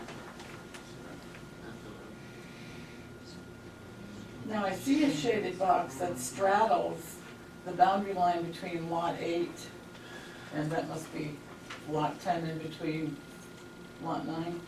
Yes, It's, and Is that what yeah, it is? yeah, And that we understand we need to pull back. That's the one you've been Okay. given, you still have a couple weeks to move that. That's the one the code enforcement officer asked you to move? No, nobody asked us to move anything. But, we talked about this at the last meeting when we were here, and that has, somebody else, it's a customer's in there, 3 units, customers are in there. As soon as one empties, we will pull it. As soon as the next one, we would like to, and that is true, very honestly, remember, we're here for yet another piece of property we wish to purchase, which will allow us to clear up these lots a lot easier, but right now, we're tight. Okay, so is That's that why we need to buy more property. Those 3 will come off of that location okay. altogether. 11, yeah, it looks It's- like 2 it's- and 10 or something? Is it No, no, those- 11 and oh, 10 and that's 2, the, those are fine. It's a that's little the box you can divisions. barely read. Okay. Yep, and those will get it's the other moved, one but here. This is- we See? would ask that we can It's right have here. time to do that for the What kind customer's of house. lighting do you have for the customers that have on-site storage? It's a very good point, because I just, now that you say that, there is a pole back behind, and I forgot it on here. It's funny, because there is a pole right back here with a light. It shines down those. That's on Lot 9, right? That's on lot 9, yep, right behind me. There's a telephone pole with an exterior light that shines down there. We also pay public service for a light that is at the corner of lot 9 and lot 8, and it shines over to lot 9. And there's a huge public service light in front of 512 that shines across the street to 515 and shines down the front row there. Okay. No, I know. On 505, those shaded areas, are there any lights there? I see there's lights along the building. Along the building, that's it. And it's downcast, but that's enough to light up that area. I've never seen it at night or noticed, so. It is, and understand, anyone who arrives there arrives by a lighted vehicle. They park their headlights right into where they're going. What is this 30-foot wide parking easement? Who granted that easement and what kind of easement? What does that David, mean? you'll have to speak to the easement between Well, 514 that's and public 505. service in New Hampshire, and we're renting that, so we can use that for whatever we want, and they allow us to put anything we want in there. And half we own and the other half we rent.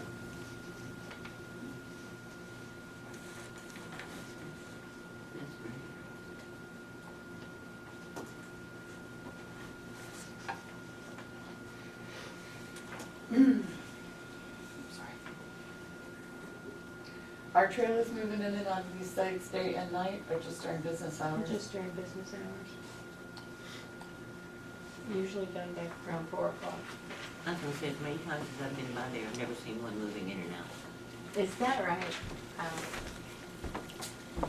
Come by at 7:15, 7:30, they're all going on.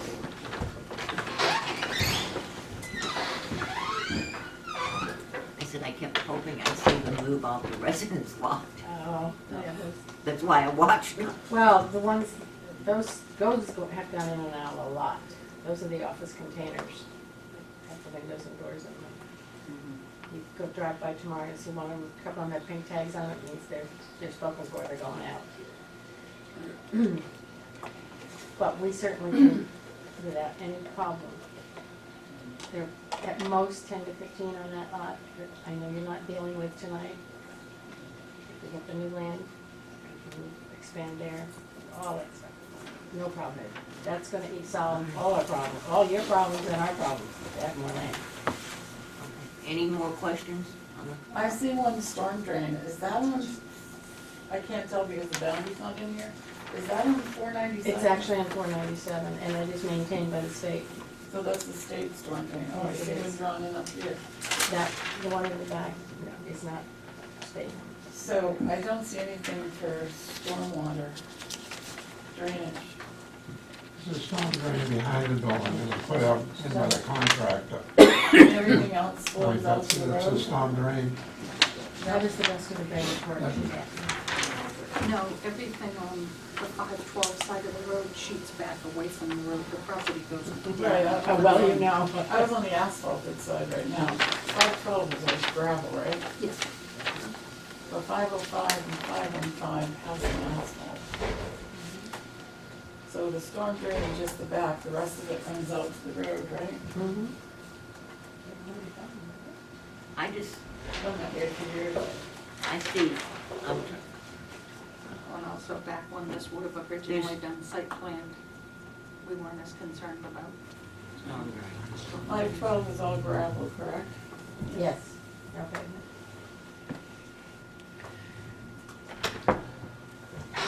Is it even in the barn at this point?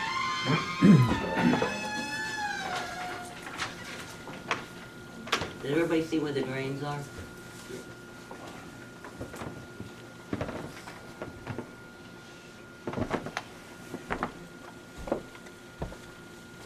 There is, our maps show a small brook that runs through lot 9. Is that what this dash line Yes, I is? believe so. That's the brook right there. Yes, Beginning but not completing its pathway through the lot. How far I think- back does your business extend? Does it go anywhere near that brook? not really, we're quite a ways from it. And are there wetlands that we need to be concerned about back there? Because I'm asking that because you have the snow storage on the other side of the brook. So my next question is, Which How lot do you are get to currently the- on? Yeah, Um, that's no 512. storage. Okay, is- thank you. how do you get to the snow storage? Is there a bridge over the brook? No, no. Well, actually, that should be written up a That little. should have been up. There's a lot of on the other- space. We have never been on We the have other a lot of side of the space road. there. It probably should be, you're right, it should be up here. We We caught just put it to something the back of the lot. Okay. But we don't have we have extra space, we have plenty of space there. So cross out that snow storage and put it on the other side of the brook. Right. What, on 512? Yeah. On 512. And put it up Move here. that. Right That's in the wrong place. I see that, yeah. What? Now you can't see it because of the shrubbery.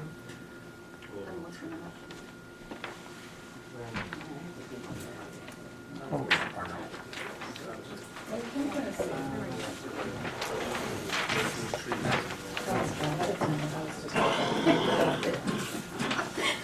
Thank you.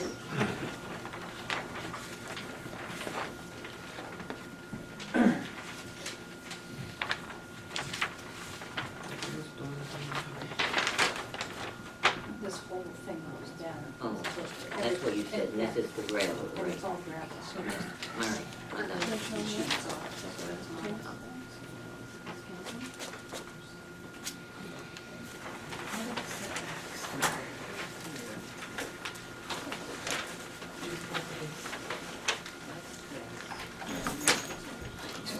There are, yeah, there's more here.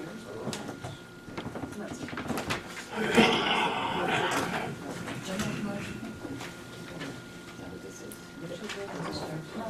Windshield road got replaced. Satellite, safe like used to be windshield road. So the maps line is not too big. It's only the one business. Don't listen to the maps line. They actually had gas pumps there at one time too on that side. Where Breakheart is? No, 512. Oh. I was there when they were moving the barn and part of it filling the hole for the house. All right, now what about the setbacks? Are they, GC, 30 front, 20 rear, 20 side.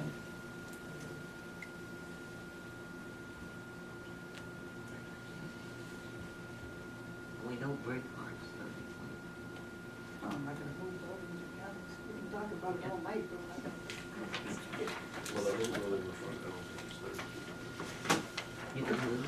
No more than occupancy, 24%, but I think there's more than 10%. Oh, yeah, that's a whole nother thing. Yeah. That's rented out by. Storage units on 512. I was there today. It looks like something has been surveyed on that far western corner. There were pink ribbons. Is that lot line defined?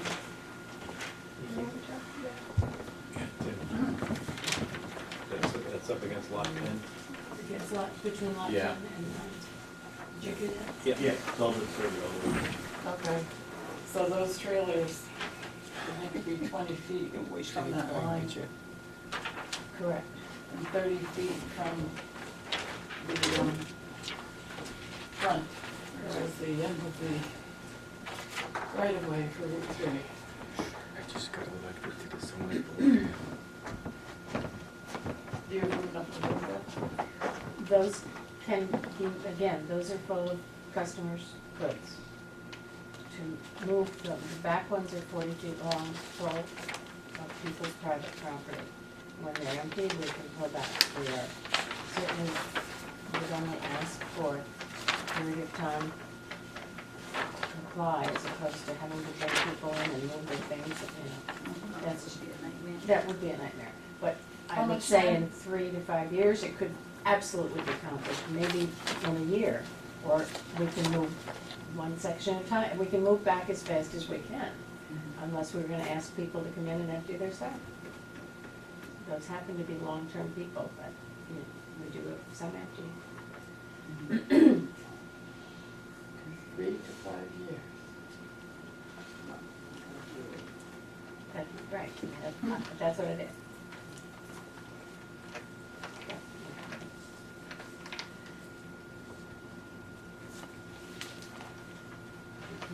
Closing, the forklift doesn't go in this way, goes in sideways. But you should take one, but some of them are chock a block. Well, it's not a site distance concern. No, they're not currently making a site distance concern, pulling in and out of theirs. You know what we're saying this, Because it's, yeah. And still we have to have a plan to conform and on the use, but the expediency changes. We have the same problem with setback Here on and here.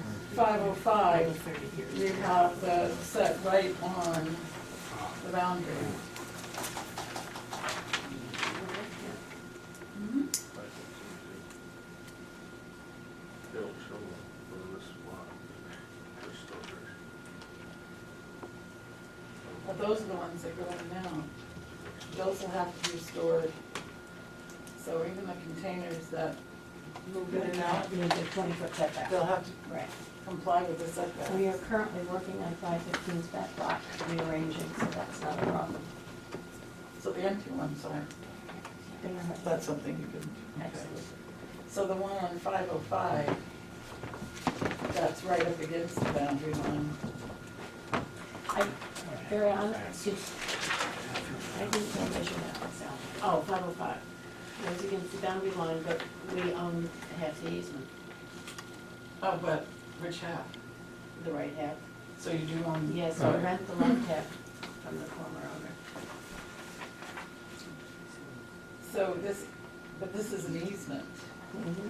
You said it was a public service easement? Yes. They can drive up and down it, I guess, is the reason, because the power line. They come and ask us permission to cut the bushes for us. Okay, but in either way, it's. They can, they measure.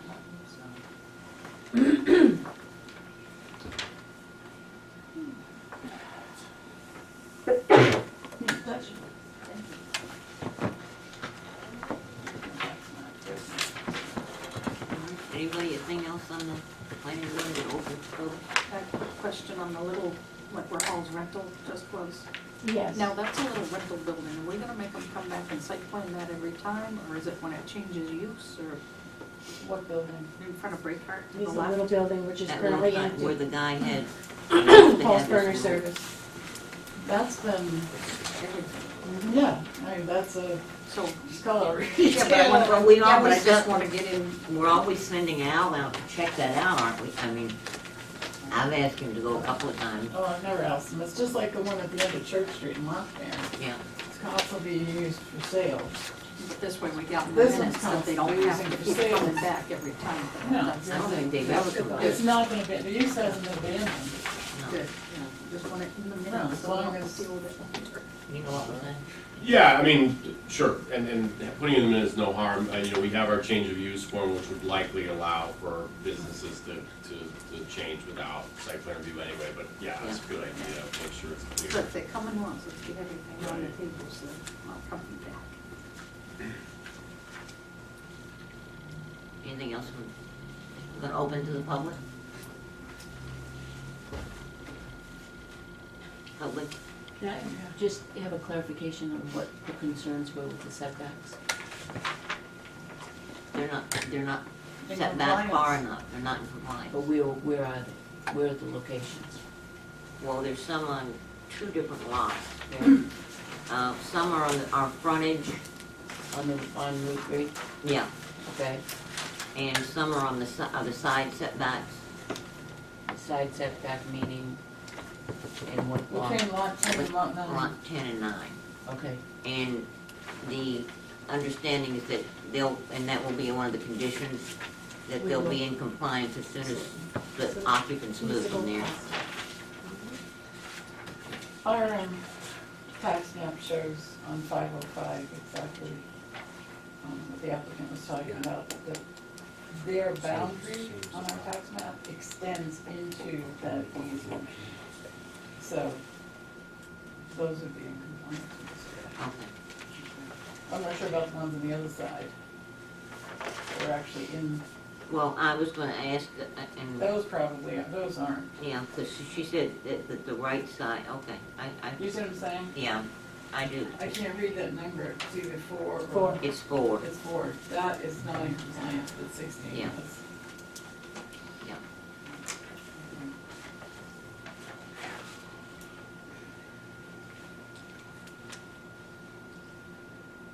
All right, nothing from the public, then I'm gonna close the public. Back to the planning board. Any other concerns? So we've got condition of compliance setback. We have condition of the Tilton Local Fine, what was under the tree?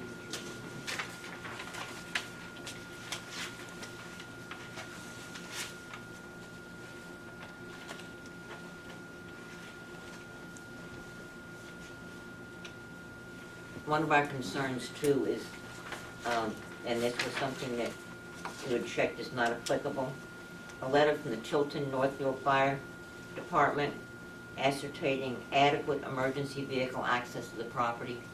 We do need that. Which,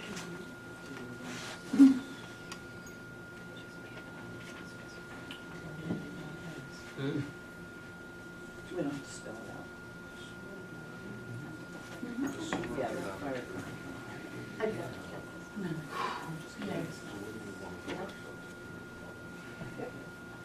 Good question. What? I don't believe there's sewer down, No. so as Eric said, where we don't have sewer, well, I mean, we don't have septic locations. No.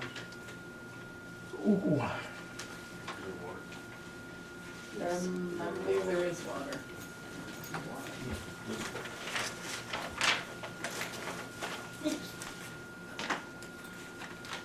All right.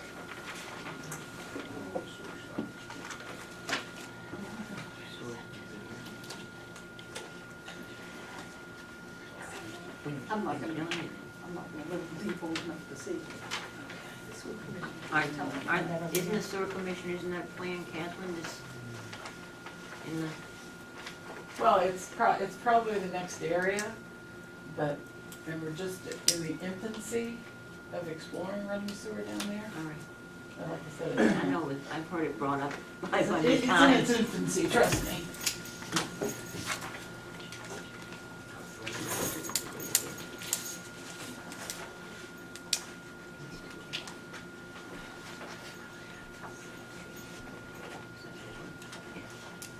Hers.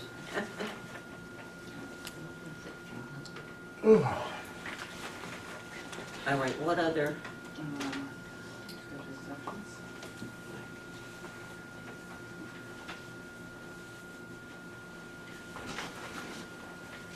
for two, For two lots, two. next number Five. 5. Which, which two? 505 and 515. Those are special exceptions. Comply with setbacks. Yeah, are we certain that it's 512 that was the original business? Yes, that's my research, it was. Do you have a, I just wanted to hear. We started the business out of the Office of Quality Controls at 505. The first trailers went behind 505. In 2000, we sold Quality Controls and put our headquarters over at 512. That's what happened. There were trailers on both sides of the street and behind Breakheart in the 90s. Okay. I don't know, 92, So- 93. Special exception would be 512 and 515, I guess. 512 has been in existence the longest, I think. She said 505. Well, I mean, if you look at her business. our record, right, Yeah. but I can only go by the town's records, what I find in town hall. And I'm not saying what you're saying isn't true, but I can only go by what I have here. And what I have here shows that, So what should we put in the and if you look at the, condition? Does it matter? Right, does it? Okay. Good question, no. I mean, I can't imagine the zoning board is gonna say, we would've let it go on that one, but no, this one What? way. What? I think it's going to be requiring special exception.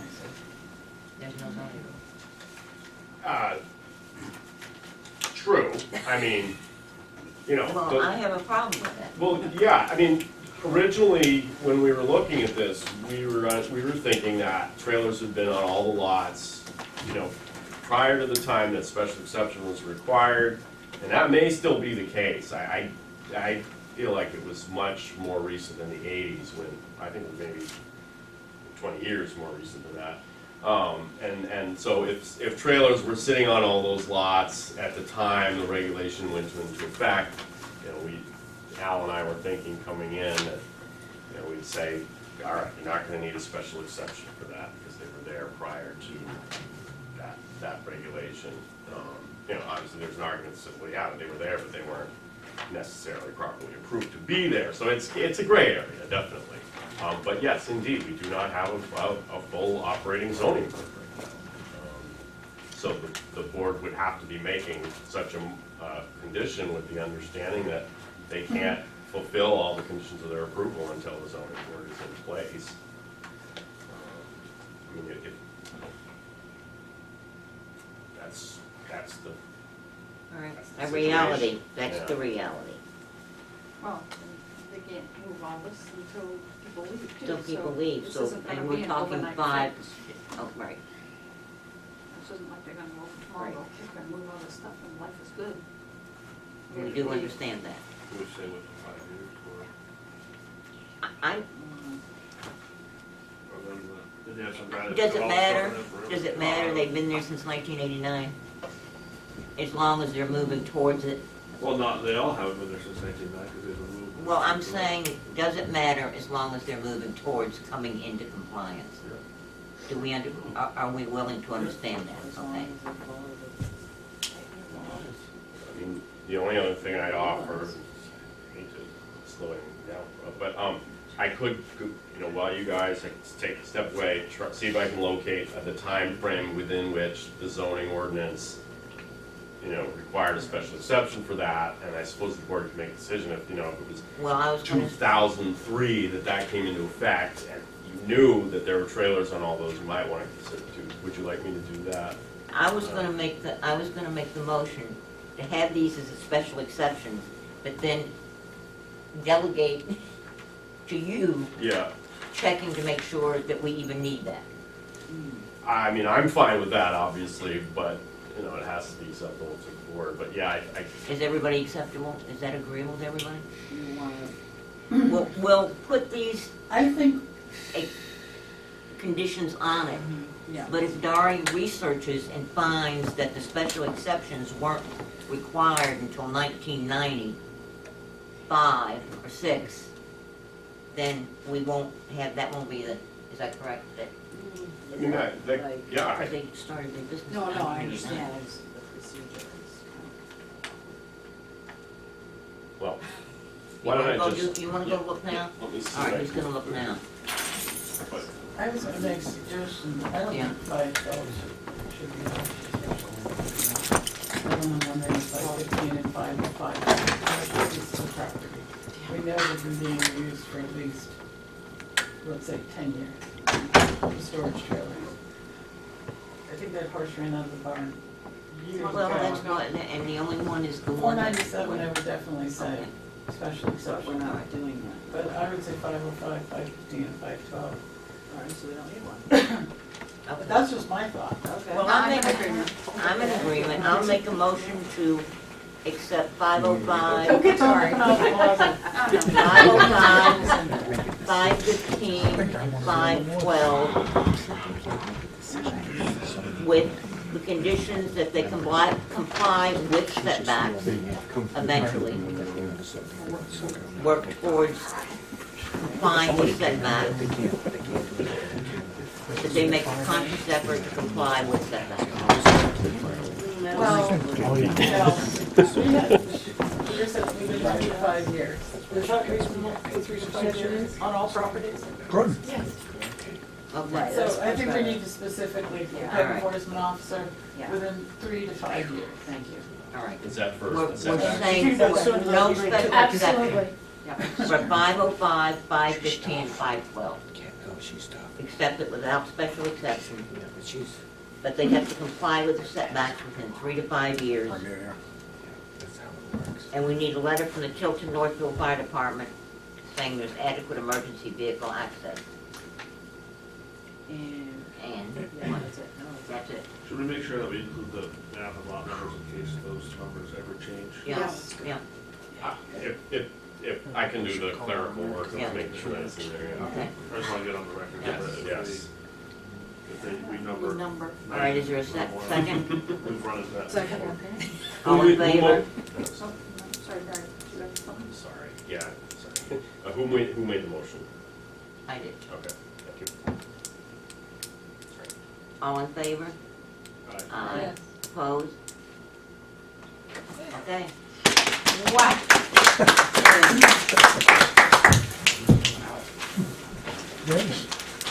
2.5 hours. Yeah. Not bad. And you- I have 4 more cases to go. Be out of here by life. Work on the residential. Absolutely, we're gonna Can you just, go for that commercial or we're not gonna have one of the other.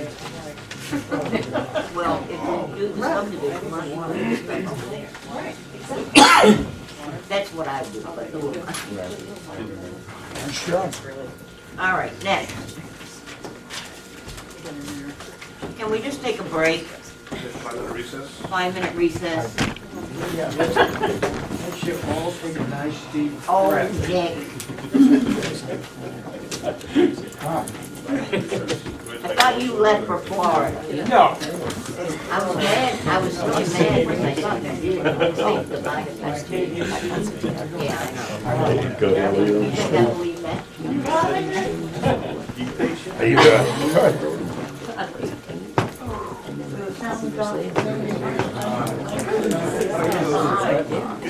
Quiet over there. Catherine, what is that, nasty? Me, I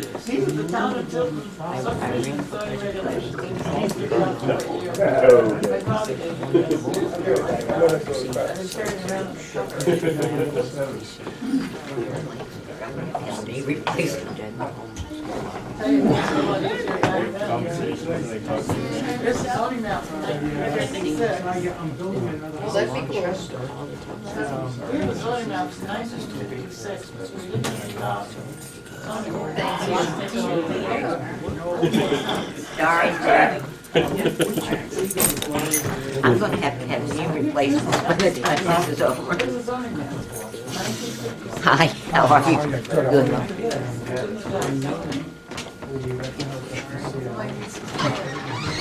So we know we can blame that one on the topic. Hey, back in those days, they did all kinds of things.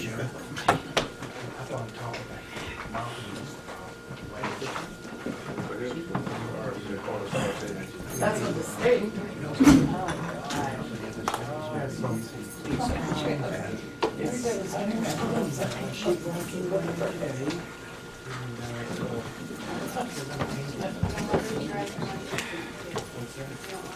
It made it three-page zoning ordinance, and everybody just let it go, that happened a lot.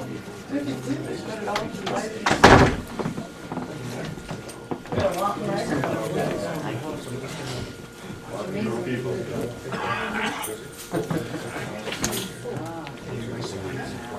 Yep, very graceful.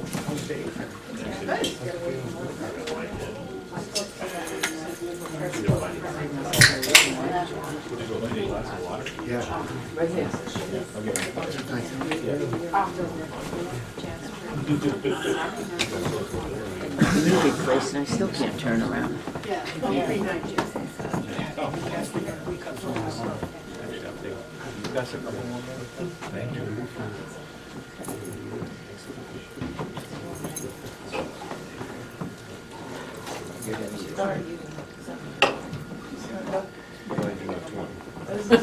I know. You were just starting out doing this. Yeah, so we do have an ordinance, yeah. Maybe you can do it. I'll take that one, thank you. I'll take all that.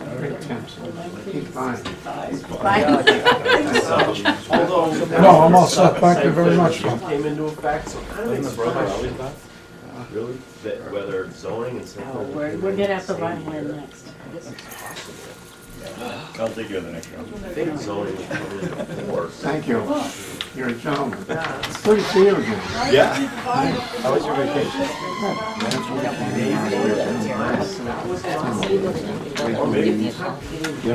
After that work, Well, we got a couple of days of work and then went out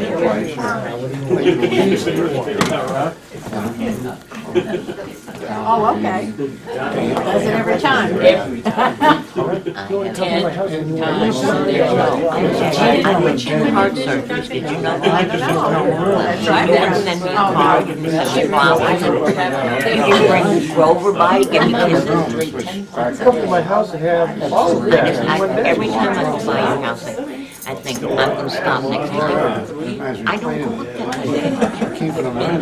Still go. Now, is she gonna go become a Starbucks person? I used to have Well, these are, no, I have not. No, because I couldn't go, because I was having a concert, and I couldn't be exposed to other kinds of germs.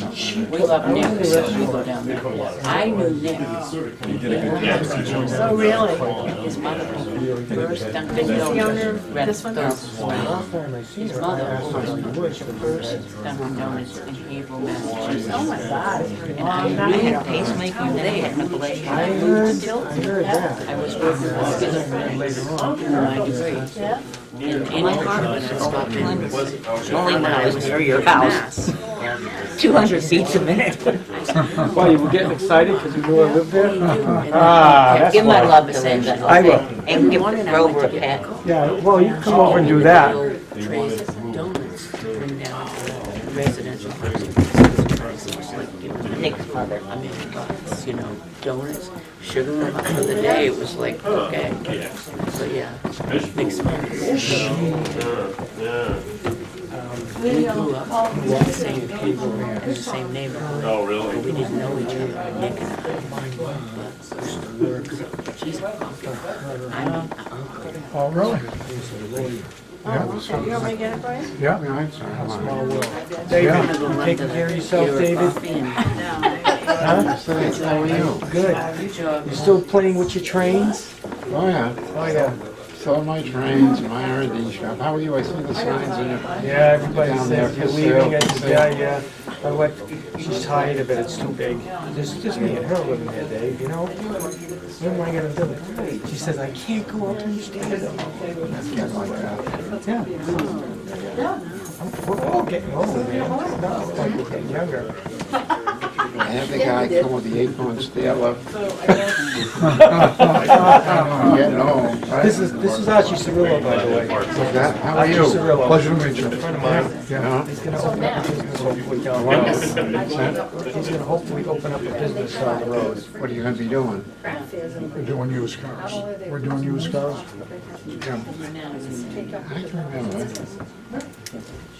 One used car company up here, right at the town yard. Yeah, Caravona. Caravona. Oh, yeah. Sold us shitload of cars. And since then, in this area, how many places are opened up? You got popular, yeah. Got popular. Yeah, No, everybody has a car. that's right. Right? Got And popular. everybody needs one. Oh, yeah. Where is your place? Pull up one. He's gonna go into the old Ryan's building. The Tractor Supply store is. Tractor Supply, Yeah. right down the street. Yeah. That building on, it would be on the. Your real Tractor estate Supply office. is here, and Ryan's building is the old real estate office. So, Corner of Clark Street and West Main. he has two of them, he has two of them already here. One is in Belmont, and one built in Guilford. What's your price in Belmont? On 106. What's that? Right at the corner of CV Road. Oh, that's your other, what's the name of it? Yeah. Guilford That was Auto Cabana Sales. was there, he worked there, didn't he? Yeah. One time, I think. I don't know him. I just, you Yeah, know, but heard stories about him. that's a all. lot of people, you own that now, the one on 106? Yes. That was well run for a long time, they sold a lot of cars there. Yeah, But yeah. any business is only good as a management. Right, absolutely. Absolutely. It's only good as a management. You gotta do the job. You gotta get up and go to work. Got to Well, take here care we of go. the customer. Yep. and you have to send everybody away happy. Want a smile on your face. He does. I try as hard as I can, He does. because I agree with you 100%. That's what's important. You see Till trail around the websites, you see our stuff around? Oh, yeah, yeah. There's a reason. Of course. You do the right Listen to thing. the customer. Yep, The customer is always right. absolutely. If you knew what we direct customers, you'd cringe. Yeah, no, I wouldn't. I'd say nice job. Past my bedtime. He's an Italian. Yeah. Yeah. All right, moving right along, we are now on planning board case 16-07. The continuation of subdivision lot line adjustment proposal to annex 16.2 acres from lot R26/10 to lot R26/7 at 492 and 522 West Main Street in the general commercial district.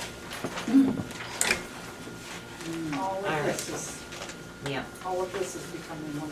Yes. Guy, do you have copies of the subdivision Yes, proposal?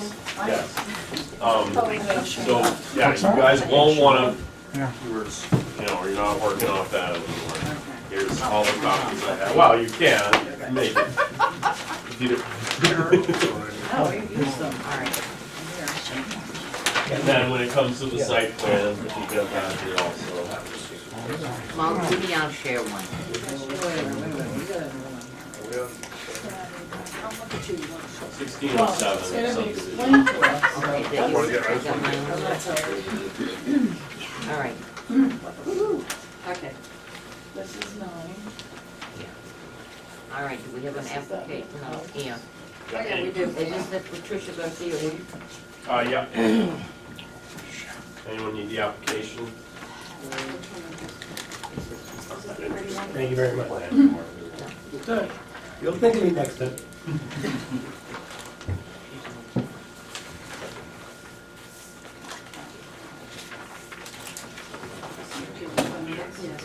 Thank you, ma'am.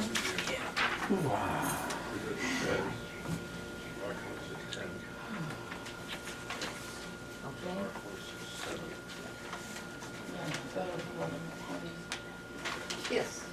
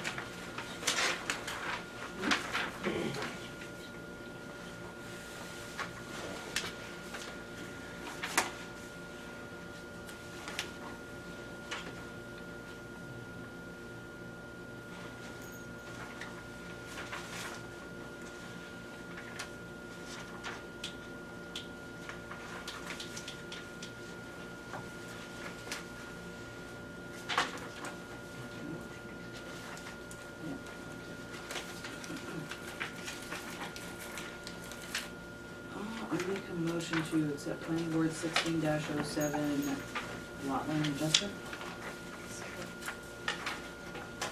All in favor? This is the application.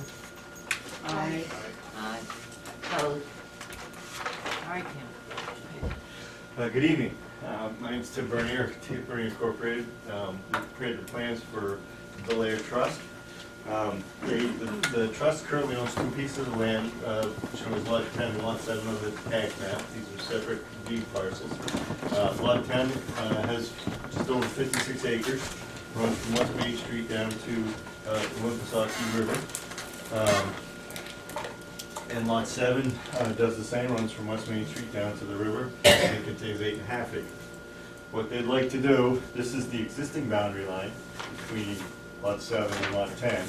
They'd like to eliminate this line and create a new line in this location here, transferring 16.2 acres from lot 10 to lot 7.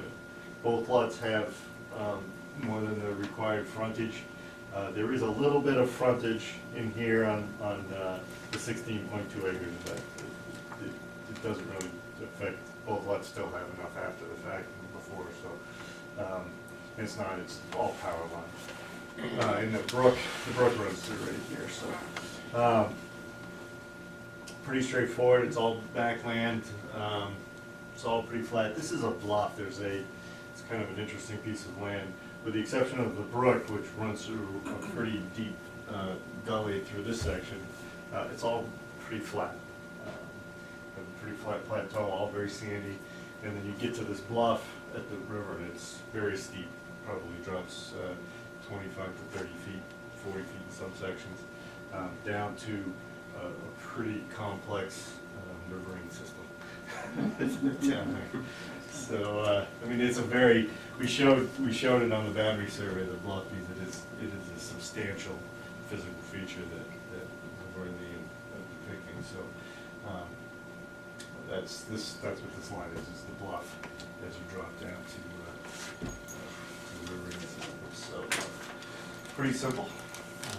So one lot, lot 7 is going to grow by 16.2 acres and ultimately be 24.79, and lot 10 is losing 16.2 acres and will end up 39.9 acres. All right. Any comments, questions? Everybody knows where it is, right? I wanna go back there, I like it. Yeah, Yeah, it's beautiful. it's really very cool. Now, it wasn't so cool a few years ago, but it's cool now. Yeah, especially out in the point there. Yeah, she did some logging there.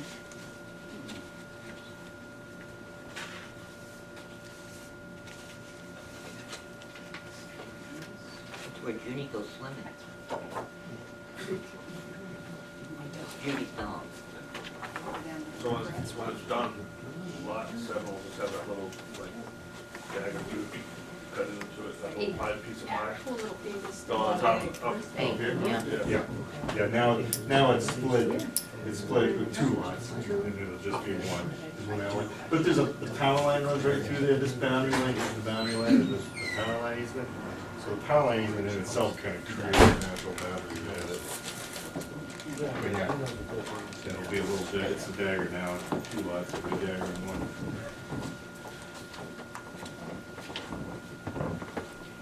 It's awesome. This brook that runs behind that lot, but all of the use on this lot is in front of the brook. So it doesn't get down to the point. The brook is.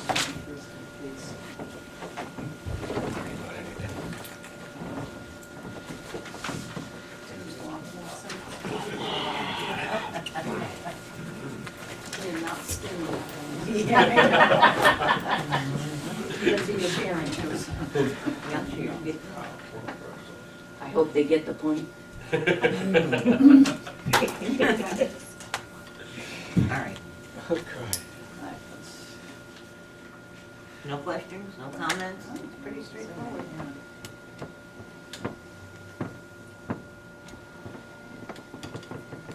Anything from the public? Back to the planning board. I'll entertain a motion. Make a motion to accept. Planning board 16-07, lot line adjustment. I'll second it.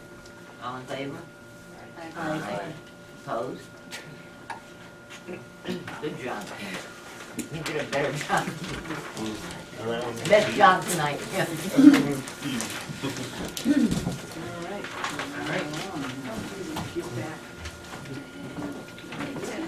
Planning Board Case 16-08, continuation of site plan review and conditional use permit, groundwater protection district. Proposal to construct and operate a storage trailer container sales and rental business at 492 and 522 West Main Street in the general commercial district. All right. Here's application, groundwater conditional use permit, plans.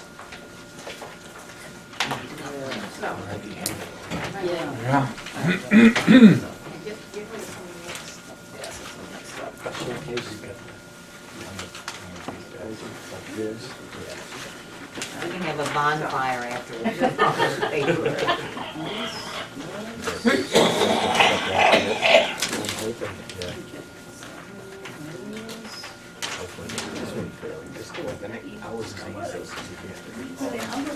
I know. This is site plan review, 2016. Put that in your records, okay? That's right. In case it ever comes up again. Oh, I got this. I got this.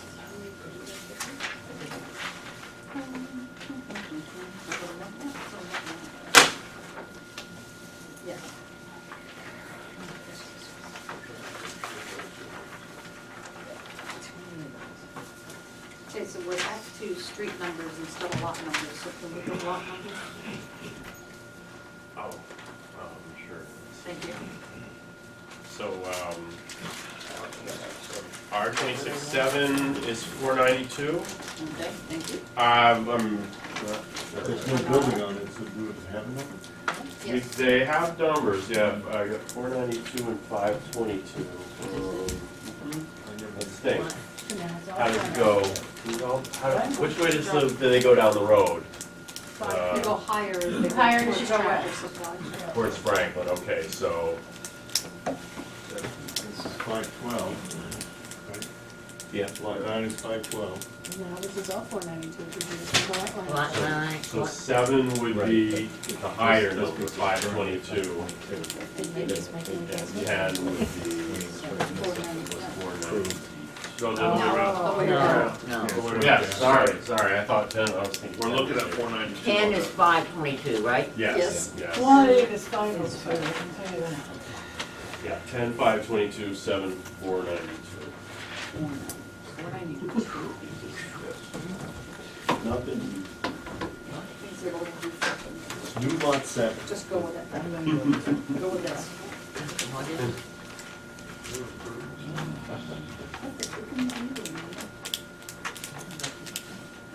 That's fine. We can do it. And then the one formerly known as 797 plus is 492. And this little bugger in the corner, the corner was 502.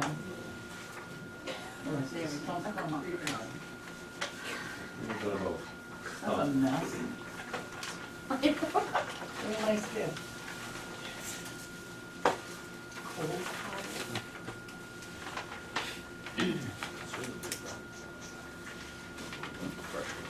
Let's come back a million years and check.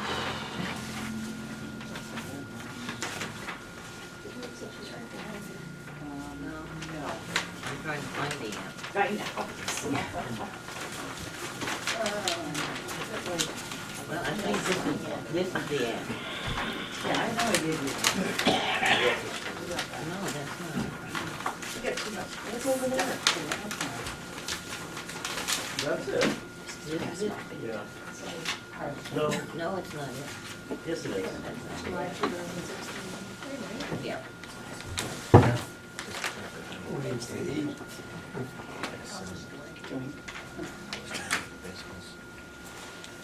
All right, does everybody have the application number?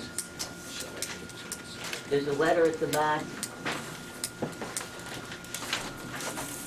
To Mike Kimball.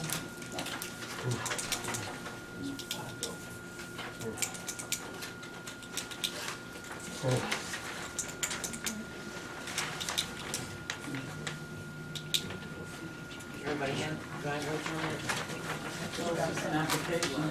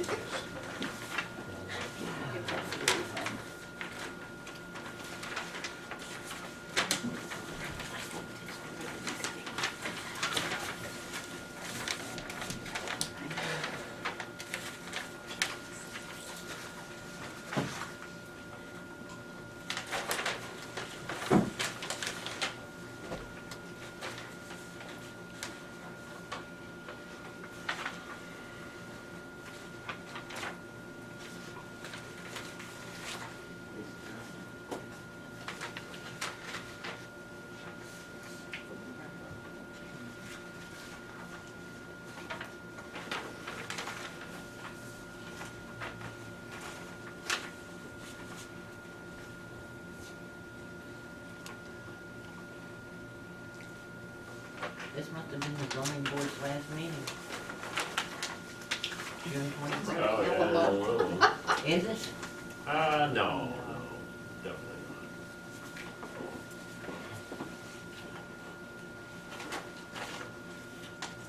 Maybe the last one where they heard, maybe the last one where they heard new cases, I can't remember.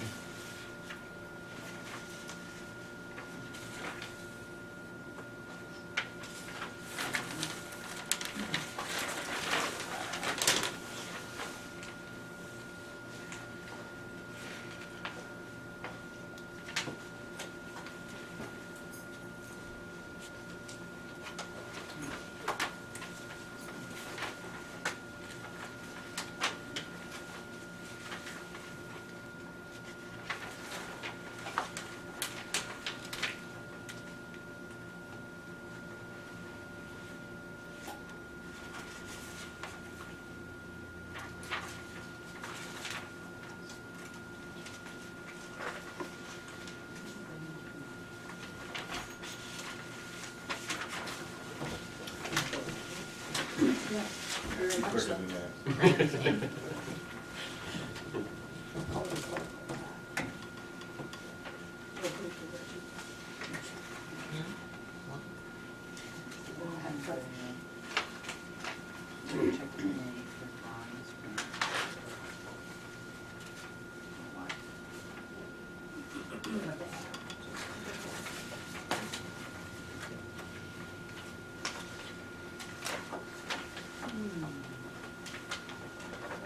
Alright, everybody, you know, Vicky?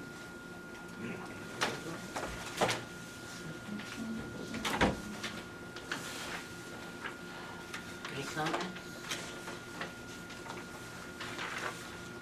Questions?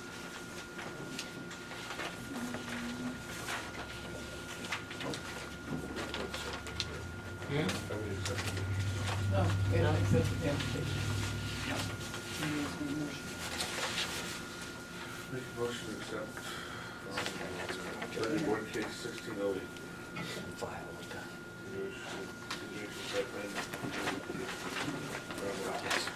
That's just part of it. All in favor? Aye. Opposed? Why? No, I'm in favor of reading, so. Alright, Stay with us. Do you need some coffee? you want some of my coffee, Ken? I've It might help you to drink coffee. I've never drank a cup of coffee. No. Although Pat was No. member, No. Might change your attitude. somebody spiked my chive by mistake once. I was gonna say, we might put a little something in here. They won't want to. Trust me. All right.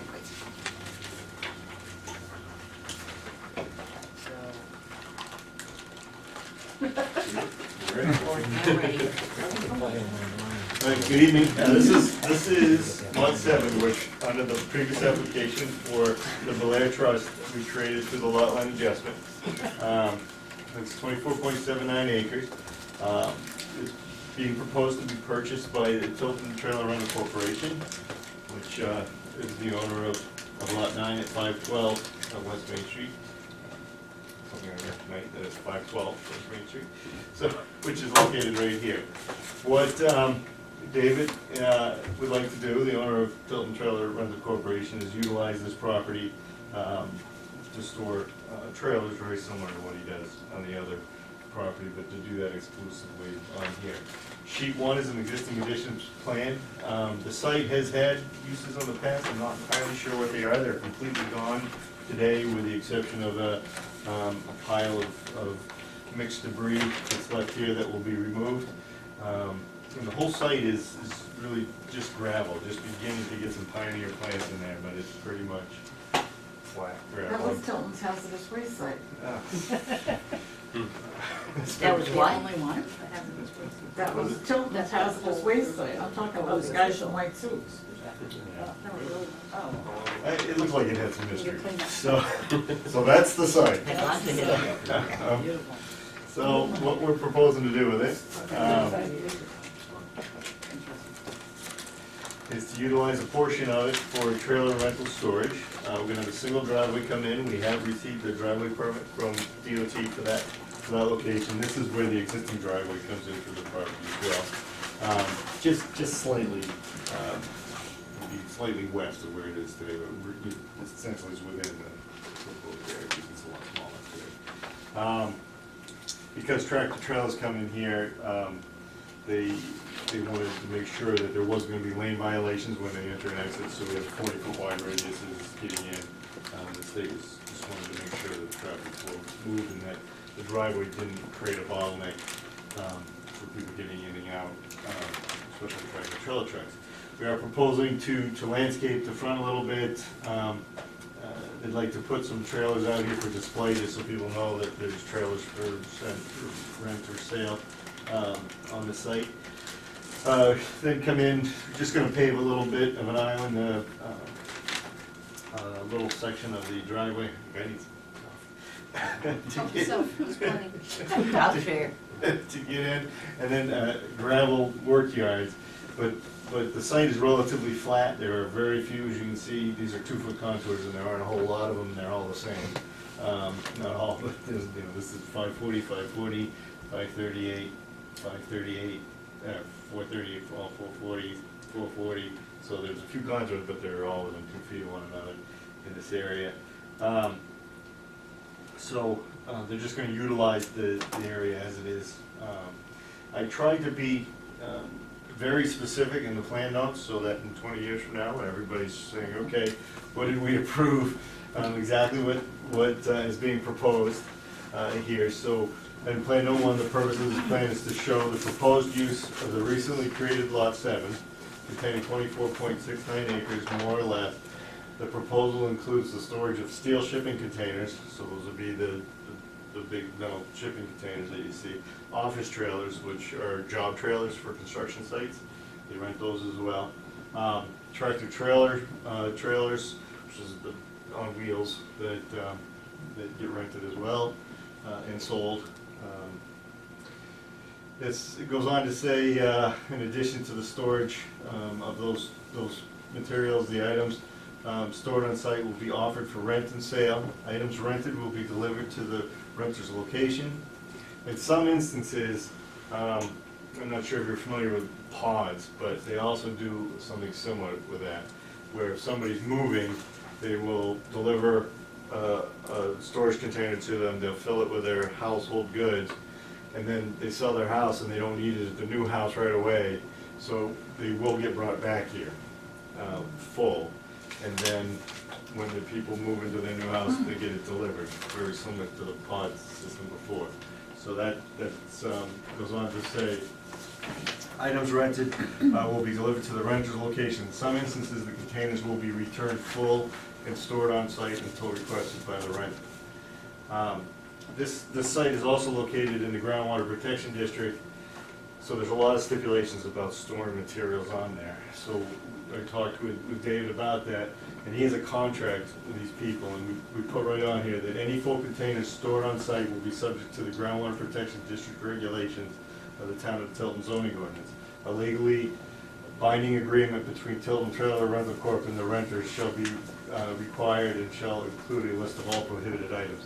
In that protection district, there's things you can't store on site, large quantities of hazardous materials and things. It's very specific about, household things, anything under 5 gallons is permitted. But once you get to 5 gallons and over, it has to be in a separate container, it has to be inside, it has to be clearly labeled. So those are all gonna be put onto a contract with these people that they have to sign it that says they're not gonna store any of that material in these containers. Any of those prohibited things, or in amounts greater than that's what's permitted. So that's kind of how we dealt with it, because we were concerned that could be an issue. So they already have a contract that's written up somewhat to that degree, because they don't want a lot of stuff stored in containers, but then there's gonna be a couple of things added to that as well. Most of the stuff that they don't want in there is the things that are prohibited. So we're kind of clear about that. And then also impervious surface is an issue in this district. So what we specified on here is that the storage containers are going to be stored, obviously the tractor trailer trailers and the office trailers are on wheels, so they're up off the ground, so they're not an impervious surface. Then we're going to put the storage containers are going to be put on 6-inch by 6-inch wooden blocks to get them off the ground, so they don't impede the ground as being pervious, so the ground underneath the trailers. And this is all Class A soils, excessively well-drained soils, so water goes into the ground pretty quickly out here. So the total area that we're proposing as impervious would be the gravel access roads and the paved surfaces would be considered under your definition as impervious. The gravel is not so much, but the state says it's close enough for call it impervious. So we did here. And even with that, because the lot is 24 acres, we're only 3.55% lot coverage, which we have listed right on here. So only 3.5% of the lot is impervious, the proposed impervious, which is pretty small. Your criteria is 15%. However, your regulations say 15% of 2,500 square feet, which 2,500 square feet is nothing. This big driveway is 2,100 square feet. So 2,500 square feet is a really small area. So we're way over that at 38,000 square feet of impervious, but it's still only 3.5% of the total lot. So it's really small. But because of that, we were required, because we are over the 2,500 square feet, because it says or, 15% or 2,500 square feet, we are asking for a conditional use permit. That's where the conditional use permit comes in. That's pretty much the proposal, and that's the reason for the conditional use permit. And what we're proposing, I think you guys know what storing those trailers is all about at this point. So If you don't come back next time. as far as visibility goes, there is a tree line in between here, and we're going to landscape this area around these trailers, so that'll be nice. And then I don't know if you know when you drive down through here, this is Aroma Joe's, and they have that big circular parking lot, and it's all flat, just like our lot. So when you drive down there, you look behind into that big open area. Well, that's this field where this is going to be. So David is going to put in a 6-foot tall stockade fence down the property line because you really would see it if you didn't do something. It's wide, but there are no trees, it will grow up back there. I don't think Aroma Joe's has any plan, and it is slowly coming back, but it's gonna take a while. So right now it's wide open. So in order to prevent a real broadside view of the storage of trailer, storage containers out here, he's agreed to put that fence in. So that's everything, I guess. I'm happy to answer any questions. All right. And your front setback lines? The front setback is 35 feet, so we put these display lines at 35 feet. I see that, but on the other point? On over here, No, the other point, front setback, towards Route 3, the point. Oh, this piece? That one. That one. It look, on mine, it looks like you went to 20 instead of 35. It's 30, and, yeah, that's 30. It's not labeled, I can stick a label on it if you'd like, and, but it's the same, you can see that. Oh, I see what she's saying. She's saying, if you No, If you on drew, mine it's not. if you drew, if you drew a continuous line, it on hers it doesn't come out like this. It goes on here. It goes on here. When she looked down on hers, it doesn't look the same. That's all. Well, mine's not right. No, it's not right.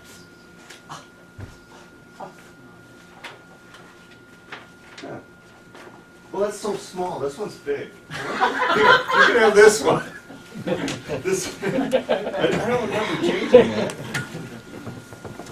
I don't remember fixing that, so that's weird. I didn't know if there was a reason. No, it's all 30 feet, it was 30 feet up there. Now, because these are, in the previous application, you had talked about meeting the side setback. We didn't think that was necessary because they're not gonna be permanent, they're all gonna be moved, but if you want them to meet the 26 They have to. we'll adjust that. Accessory, well, they're not accessory, it's a product, so it's not even an accessory building. Yeah, we didn't think it met, but whatever, we're gonna put the stockade fence up, but if you feel it needs to be, we'll just move it along for, that's how the board feels. Unless you wanna go to zoning board and do variance. But if you read the, sorry, Chairman Alden, I mean, to me, the language of the zoning ordinance, the setback, allows, it doesn't say setbacks have to be barren. It allows for some use of the setback. And a temporary, something that moves in and out, would seem to me to be acceptable in the setback. Particularly if it doesn't occupy more than 10% of the side or rear setback, but And those certainly do. even so, you know, if you look at the language, it's, I don't feel it's completely 100% nothing in the setback, so that's just, but, you know, obviously Mr. Bernier said if the planning board so desires, it seems the capacity is there. That's okay. It looks like there's plenty of room on that piece of property. And you That's- can comply with the side setbacks. Yeah, I no mean, it'd problem. be different if it was, but Sure. you just, This is just a curiosity question. Don't you often stack them? Too far. I'm just curious why we want to bother with a fence if we're going to stack them anyway. Use them as the fence. I'd say. The assumption was you didn't want to see them. Paint them bright colors and stack them. Probably It's wouldn't. pretty pictures. Yeah, you guys wouldn't Murals. stack them there, you know, despite, I mean, you'd probably stack them back unless you absolutely had to. You Well, wouldn't. you go, and then all of a sudden you take them. Yeah, it was just curiosity question, because so I you know haven't fencing's showed snow expensive. storage No, on no, these it guys. doesn't have to do exactly. You know, we didn't specify, They agree. But you've got, your dock is pretty close to shoreline protection, and you wanna, you know, certainly there's plenty of room where we can label I know, snow but storage in here. they see it. it makes it easier for us to enforce Absolutely, yeah. if there is specifically. Sure, I will define an area that meets, that's outside the shoreline protection district.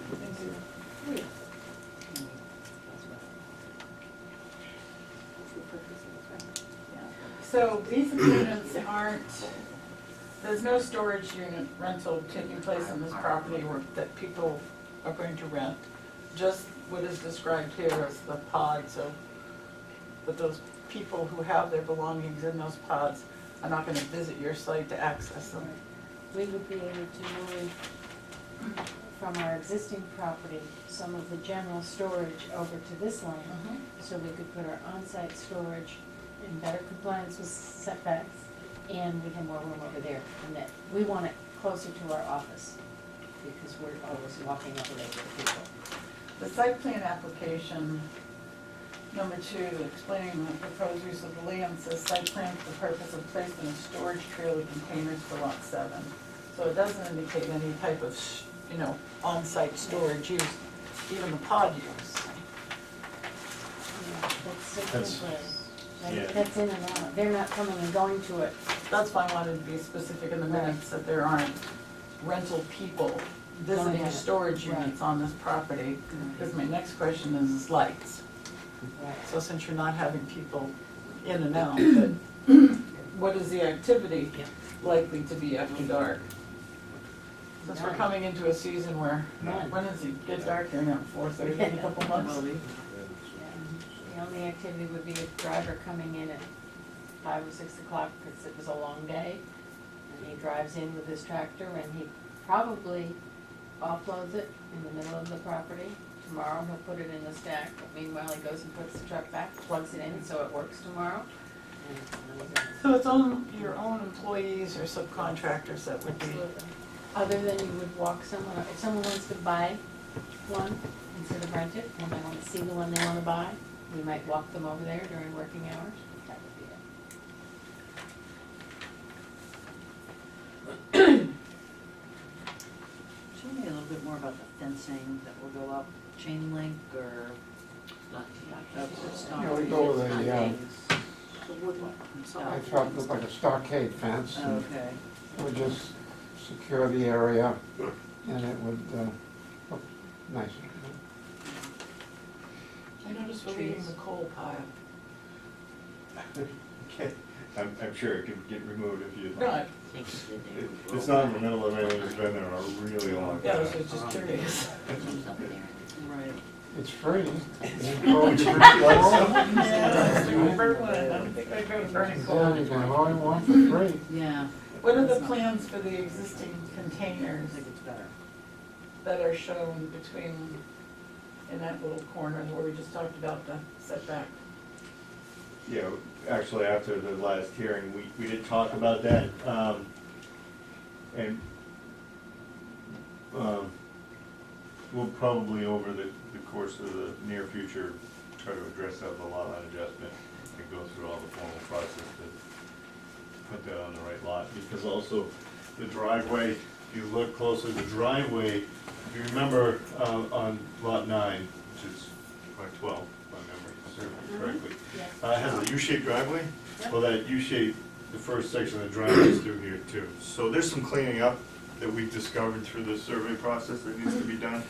And the board gave the Barbuda some time to clean that up, so we kind of talked about ways to do that. So we may be back before you to, once the Barbudas own this piece, they'll have the ability to do some cleanup work. Because one of the existing trailers is actually traversing onto the residential piece of property. Right, and I surveyed those myself, and I think those So all those of will those be, will be moved in compliance with the Yes. setbacks and stuff. Yes. Okay. those will be easy. We just barely in there. Do you have the driveway permit yet? I probably do, how long ago was it approved? I don't remember seeing it, but I most likely have a copy of it.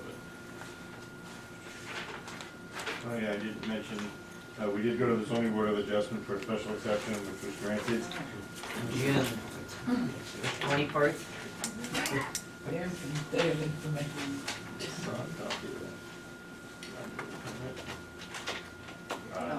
Chief, this review has it right there. Driveway permit, 8/10/2016, August 10th. Okay. Okay, thank you.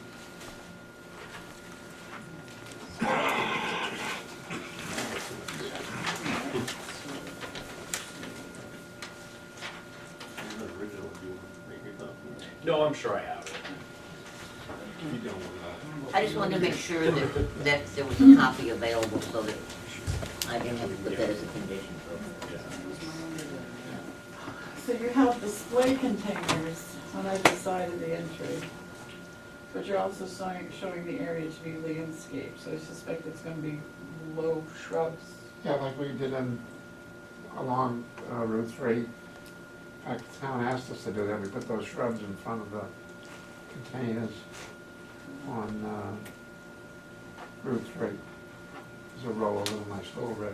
Right across from 550. I know, I was sitting there today at 4:01, Did you see The light, those? me, I can't remember. I can't remember, man. The town asked us to do that, so we. So you put There down should some be shrubs, some more Yeah. shrubs. It'll be not, I guess, Evergreen Shadows, stuff, right? easy to maintain. What kind of you'll shrub? be happy, we'll make you happy, I guarantee you. We like things. Evergreen. Look at the property. We, it just, we take a lot of pride in our property. Arborvitae. Yes, that's what they were, arborvitae, you're right. This again? Here we go. What's up with that plant? Arborvitae. Is that a drainage culvert going across the road? That's your brook. Yeah, that's the one feet to the brook. That's the road. Yeah, that's the Good size on it. I've never- 36 inches. You haven't shown the 20-foot setback off the brook. Isn't it 20 feet from wetland? What's that? The wetland setback? The buffer, wetland buffer is 20 feet. You're not close to the wetlands, are you? No, no. Yeah, not those sure. display containers in the front on the west side of the driveway are kind of close. Yeah, they're. But I think he's,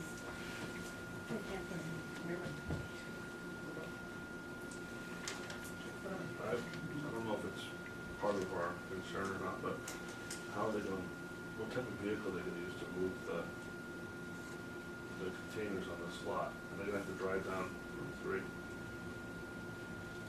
with a forklift or something like that, or is that our concern, or is that?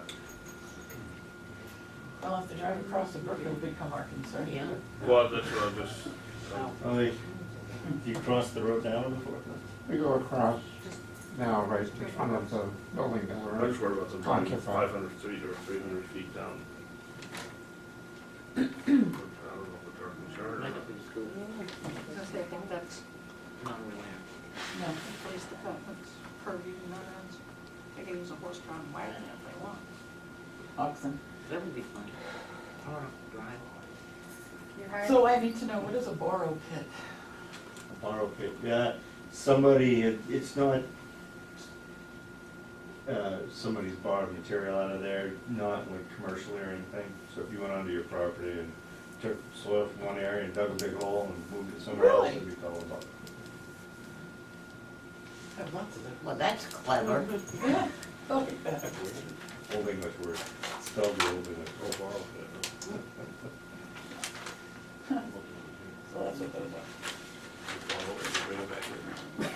I know, isn't that? They never pay it back. So you're not gonna have, you don't plan any lighting on this property whatsoever? No, Even if- There'll be no nighttime activity. Okay. No after dark activity? Well, a driver might come in, but there's no people, and there won't be any customers going there. And a driver would be just driving it after walking. Would be struck in and live out. Well, if there aren't any storage units on there for people to visit, there shouldn't be any people on property, theoretically. All right, everybody satisfied? I'll open it up to the public. No public? Public rest. Back to the planning board? So one thing, should we have a copy of the contract on file so that we can see that there's implications about hazardous waste, et cetera? We can provide you a copy. I just didn't know- DES, I mean. I just didn't know if we should have that on file as part of the groundwater protection application.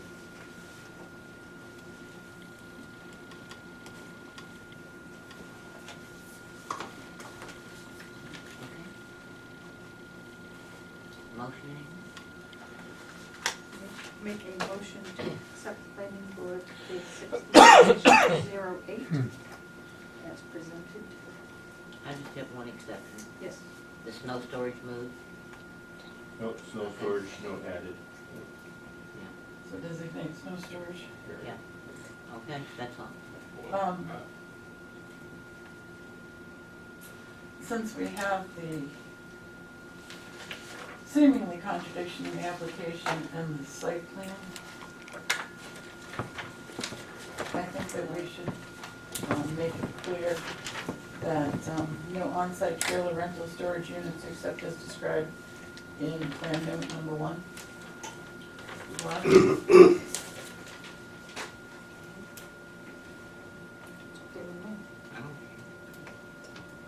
I think just makes it. We weren't crazy. Okay. It's not for a while. Well, that's debatable, but that would be another very long night. The existing storage trailers will have to be removed anyway because they compliance with the setback. I guess I'm good. She's totally disgusted. Is there a second? All in favor? Aye. Yes. Opposed? Thank you very much. Thank you. It's not too late to store it. Next, Don't ever consume sand. We appreciate your time. You're very welcome. appreciate your work.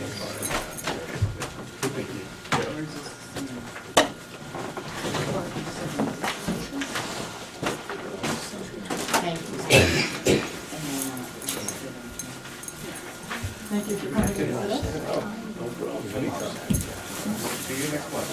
Thank Take you. care. You're welcome now. No, I know you won't. Have a good Good evening. night. Thank you very much.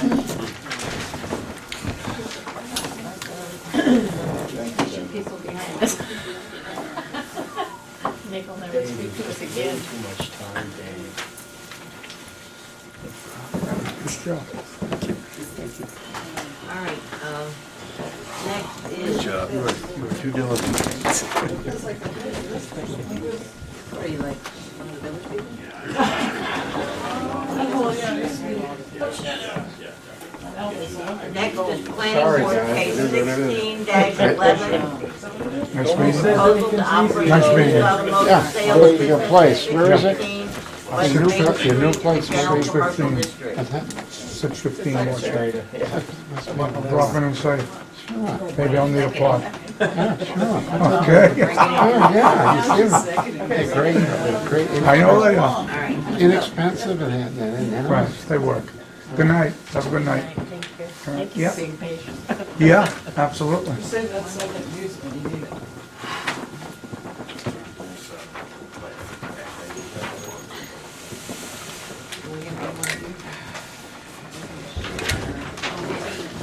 Can you move it? No, I just wanted to get up there close enough. Thank you so much.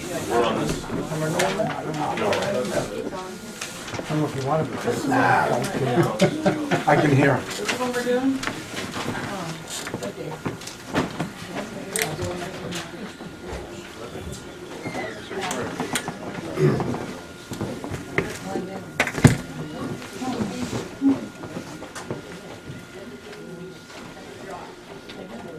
Good evening.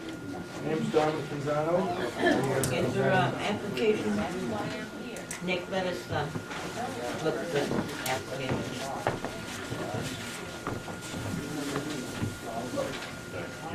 Does anyone need another application?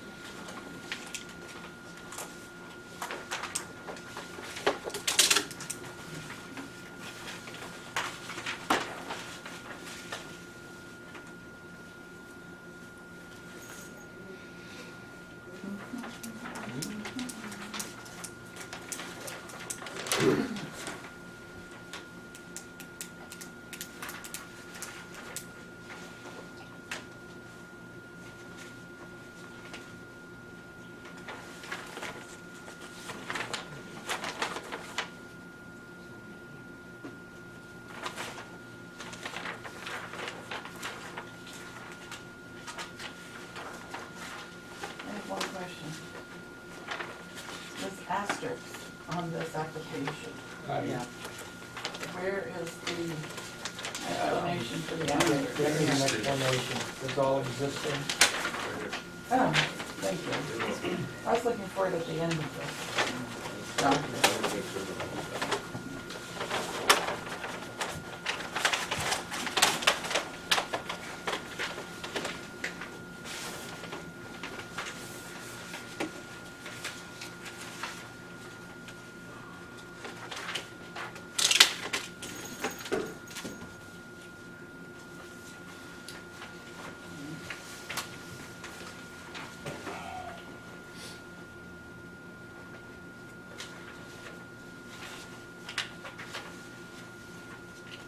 Are there any comments? Do we have a letter, who's the property owner? Do we have a letter to? Yeah, there's a lease between the property owner, and the, Mr. Cirillo, and the lease does indicate that there is, as the owner understands, that it's an automotive business going in there, so. And what would the date be on the top of the application, since it's not a dated application? I guess he did put the date on the back, On the end. September 16th, I 2016. can say I know it. Okay, somewhere, yeah.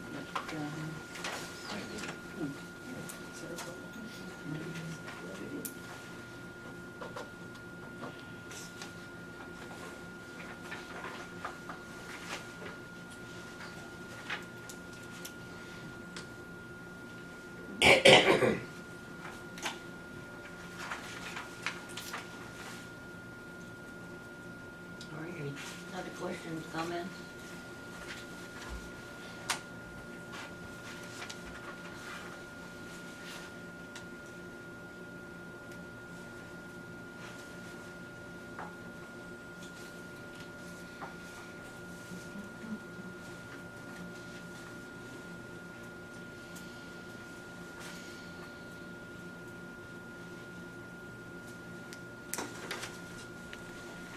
Everybody satisfied?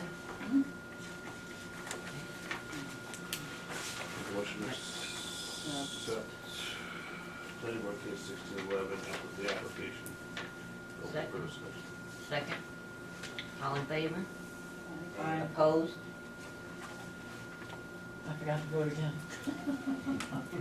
Can we get that in the record, please? This was your easiest case tonight. Okay, Nick. Thank you. Well done.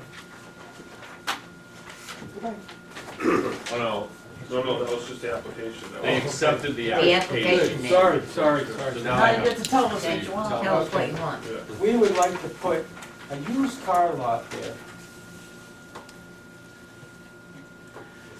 The building is, used to be an old real estate building there. And, the only thing I can see is we're gonna put some cars there and signages, and downcast lighting, all the other requirements are existing there right now. That's why you see all the asterisks next to them items. This site plan shows both municipal sewer and a septic and a leach field. It does show it. Did you Which say does it it doesn't have? show the septic? Well, if it has a sewer, then the septic and the leach field should have been properly abandoned. Well, no, they have the sewer there available, just in case the septic tank fails, Okay, okay? so this is a sewer hookup. Right. If you look up to the, I think the right-hand corner of that drawing, you'll see what the leaching field and septic Yes. tank exist Yeah. today. So this is just a connector. There are no measurements on this drawing. Yeah, there's a scale there down at the bottom somewhere. Yes, but But if you look at that scale, the parking spots are not adequate size. It's scaled to whatever it says down there, quarter inch. Nick, I just came from the property, you've got 1 through 6 listed, and there's only 4 there. Where? number 1 through 6, on the property, there's only 4 lines, 4 spaces there. And each of your spaces have to be 9 feet wide. And according to your scale, that's not 9 feet.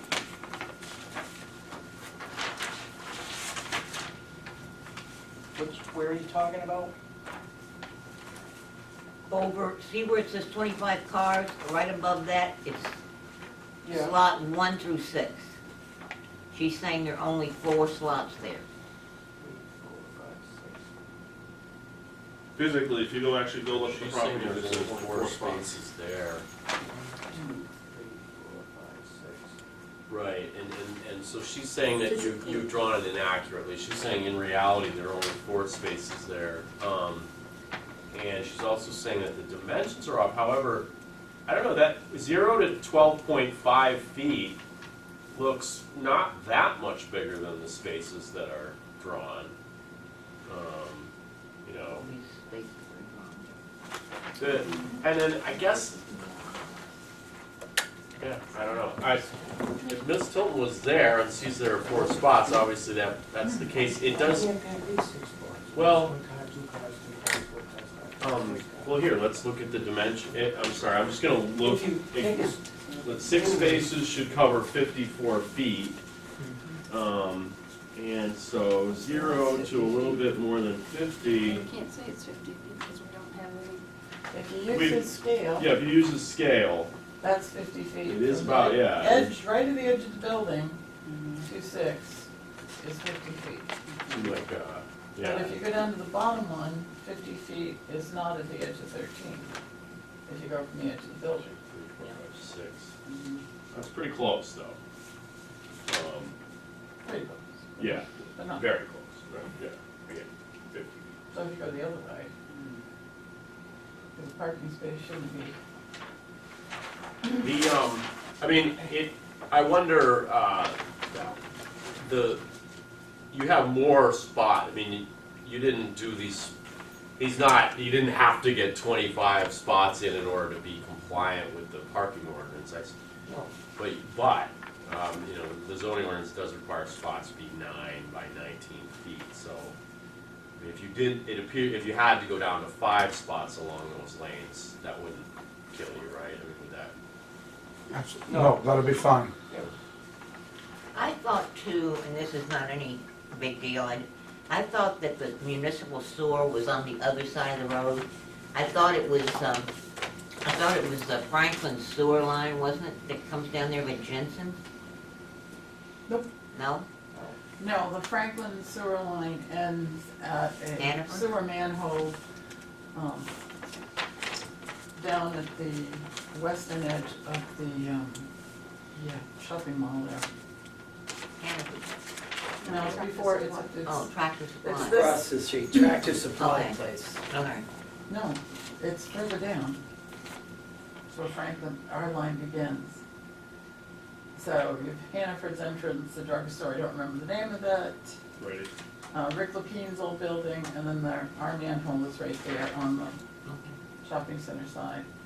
And it doesn't go all the way up Route 3 because we don't have sewer at the town garage. But it does go service those businesses and Jensen's. Okay. This may be the very last connection headed east on that line. It probably is. Oh, no, it isn't. This house on the south side is. Okay. I just pointed. 20, lot 20, I think, is the last.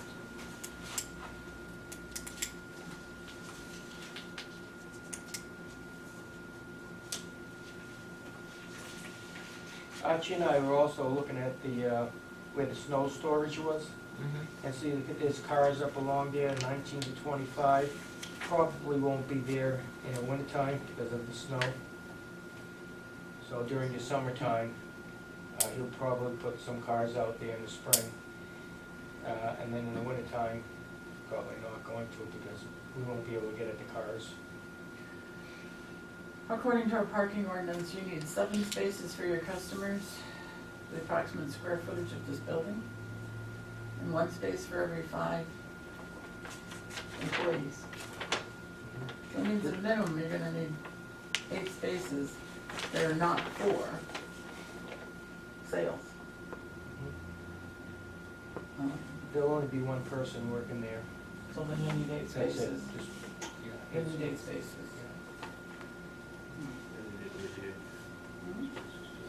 One of those will have to be ADA. One for every 25, right? It'll have to be. I think it has to be behind. And my concern with 7 through 12 and 19 through 25 is those are on the grass. Are you planning on putting asphalt on there? I don't think so. Are you gonna put asphalt there? I wasn't planning on it. Is it necessary? So you're gonna put cars over a well, Over what? A well.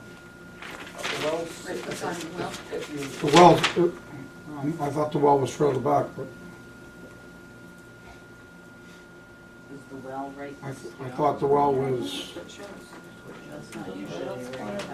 I believe I measured that well about 6 feet off of that where the parking is gonna be.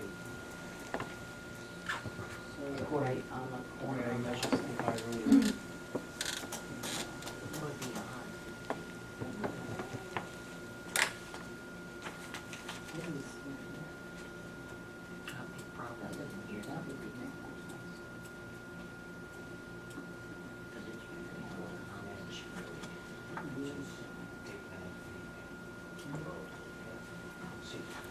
So how did you get to those 19 through 25? That's a scale.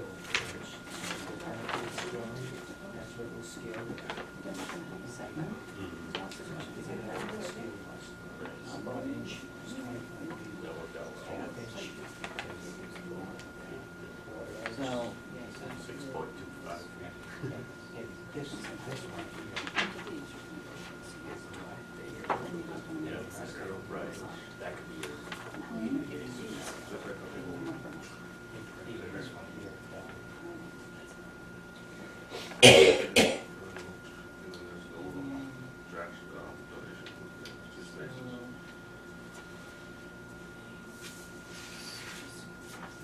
That's the lot. That's the one. Well, that's the driveway. Now you're gonna grade where 19 through 25 are? Excuse me? Are you gonna grade that out? Grade, Are grade. we gonna grade it out? You got trees You and gonna grade everything that? around where 24, 25 are. And it gets real wet back then.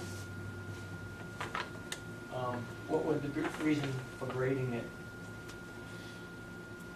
How, I don't understand how you're gonna get to 19 through 25 or 7 through 12 to park vehicles in. You're gonna make another roadway across the lawn? No, it's all grass over there. I believe that's all grass. He wants to keep. So you're he just wants to gonna put the make car a on- pathway across Yeah, the there will grass? be a pathway if we put cars over there. Which he wants to. Are there gonna be people who are coming to look at the cars, walk through the grass there? Yes.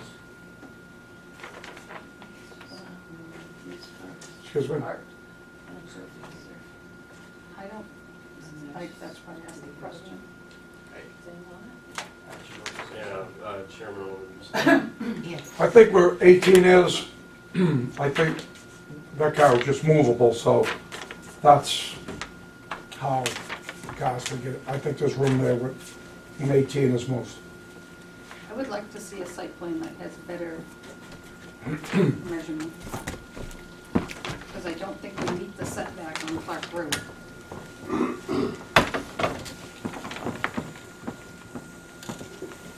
Why don't we eliminate a couple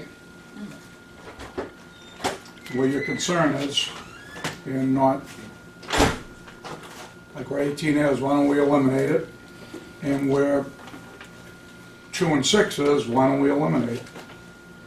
It's not a necessity. The actual drawing came from Dari, and it was scaled out by me because I figured out how big this lot was. So this was an actual drawing the town I've given me, and I modified it with the parking lot only. Everything else is the same. So all I did is put parking spaces in here, and it was straight. I measured where the septic tank is, and the leaching field is, and that's, so it's 1 inch equals 25 feet. So this is an actual drawing that came from the town.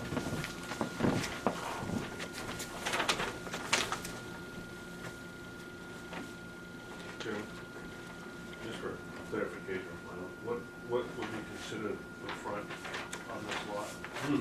Good question. That's a very good Um, question. I think an argument could be made that it has multiple fronts. And that you know, someone could even say that the entire, all but that line separating it from the Stanley lot is front. Interesting. Because I always thought, Yeah, right, I mean. That's usually what we go by. Yeah, exactly. Yeah. I mean, when you think about what is the front setback, why is that the front setback? Yeah, because it's along the road, it's visibility. yep, It's not against the butter. Yeah. That changes it's an odd shaped lot. Odd shaped lot. It is what it is. Yeah. Is he allowed to park in the setback? My opinion is that with the code enforcement officer's approval, yes, there can be parking of cars and setbacks. I mean, it's very common throughout the Lakes region to see auto dealers park cars close to roads in grassy areas. We're not, Yes, I Went was gonna through bring up John. one, we did not allow him to have those cars. in the It's, setback. it is at Benson, I agree. it is at, that one down by, Noyes Road. Yes, but this planning board doesn't. No, I know that, but I'm just thinking about what Dory said about where cars park. Yeah. Look at the situation with the one Jaguars that's half Samberton, a little tiny piece of Tilton. I mean, They're right up. remember we talked about, well, we had the joint planning board meetings about the little I piece that I was, was there. yeah. I helped get that approved. Yeah, so that's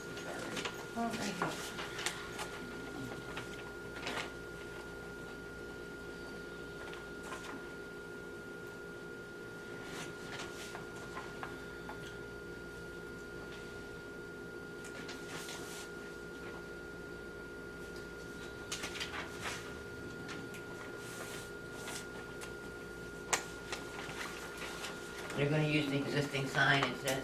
Yes. It's a reader board sign there. I believe under the awning of the house is downcast lighting as well.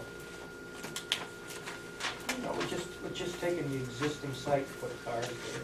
How long has it been since somebody's been in that building? I thought Rhymes was there. Yeah, well, I think there was a real estate office, and they There's left. been a real estate and then Rhymes and, Yes, okay. yes, it is. It was Rhymes.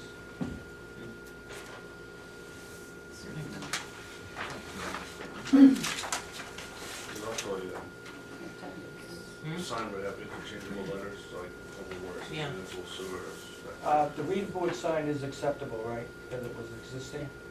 Okay. Want to make sure. So using your scale and our ordinance, which requires parking spaces to be at least 19 feet, you do not have enough room. How many feet? 10 feet? 9. No, that's wide. Nine by 19 19. feet long. 9 by 19, okay. I was just gonna say, just look, there's not enough travel way between your parking spaces. Because that requires 24 feet.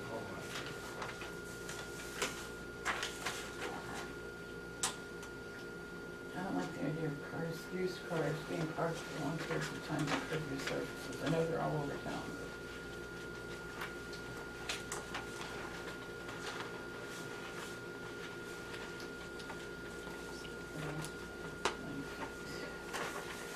I think the drawings, I think I had made each parking space 9 by 16 or 9 by 18.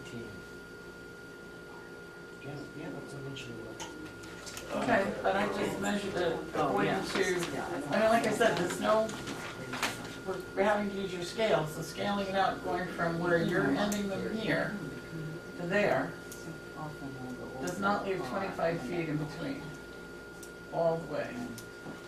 You have barely, in some places it goes down to 18, according to what this is, and you said it's to scale. Yeah.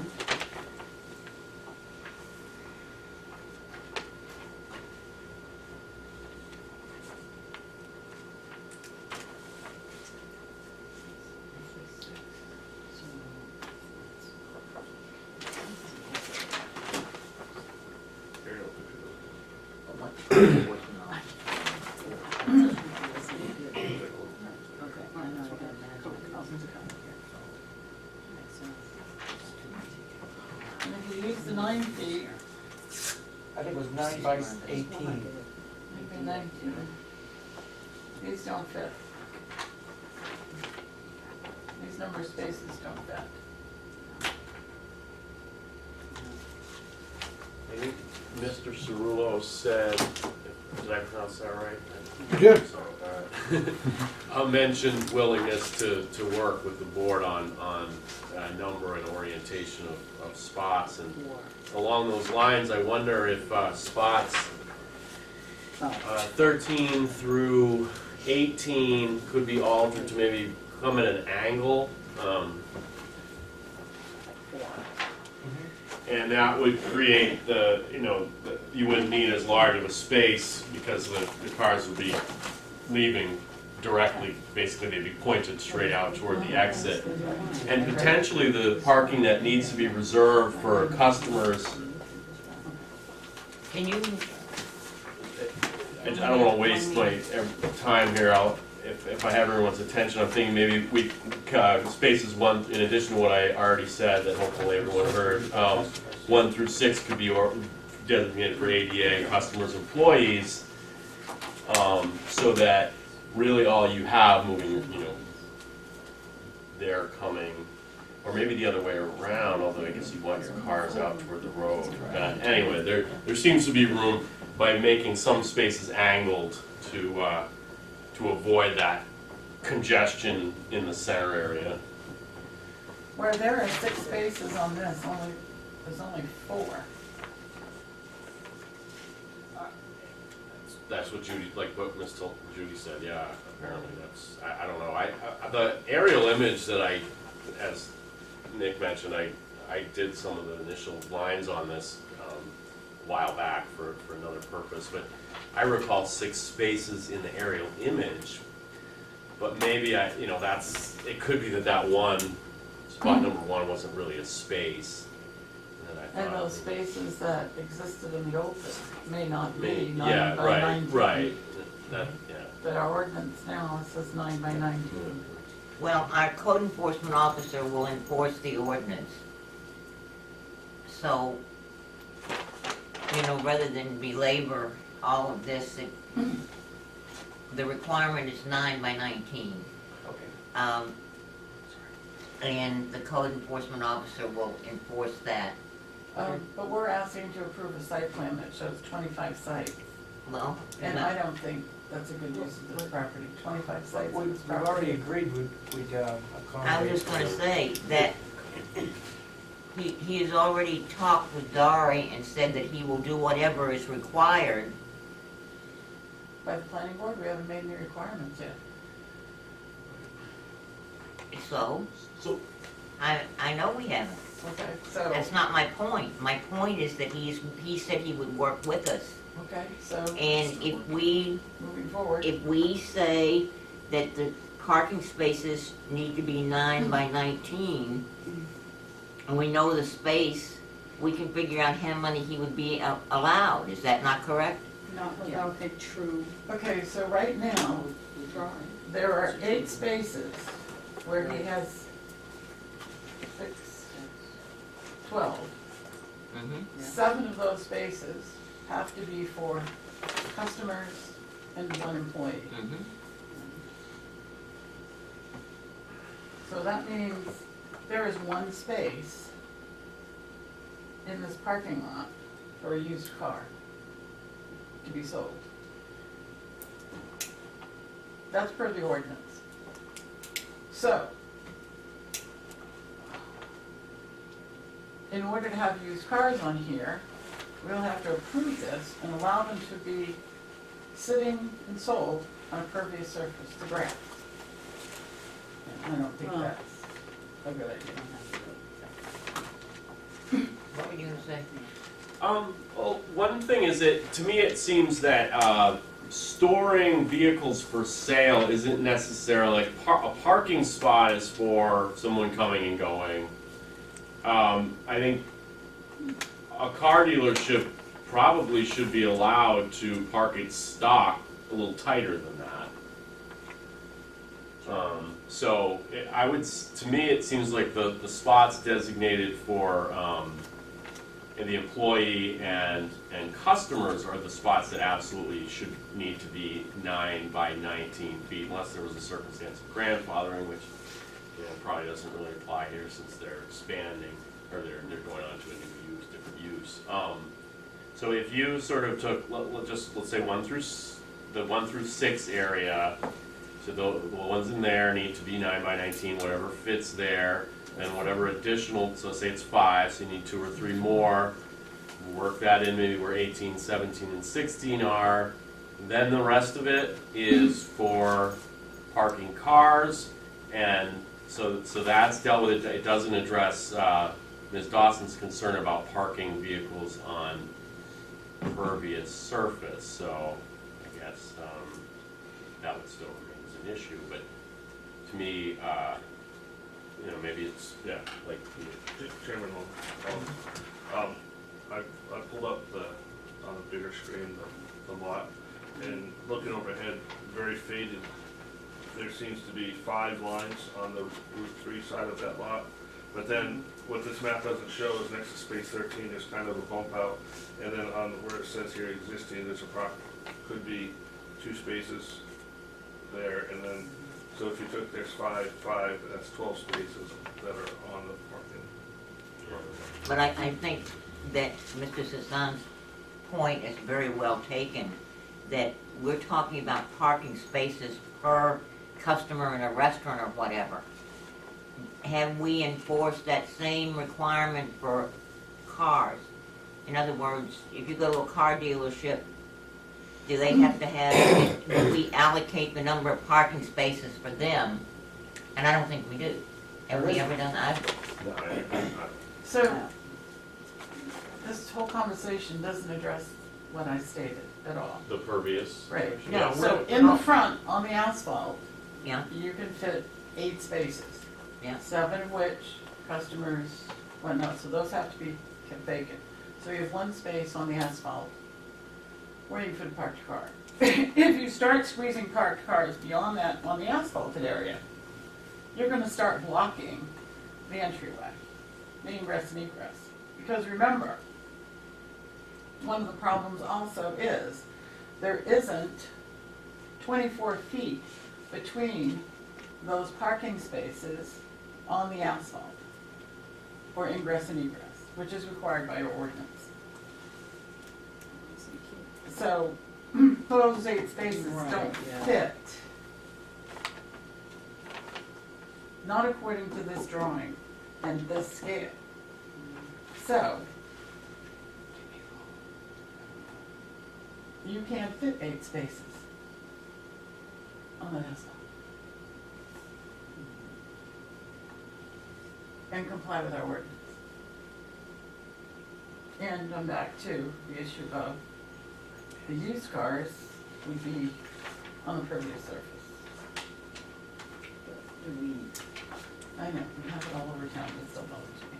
Well, it bothers me too, but I don't know that we legally we can Why throw out can't that, well, because It doesn't walk like that.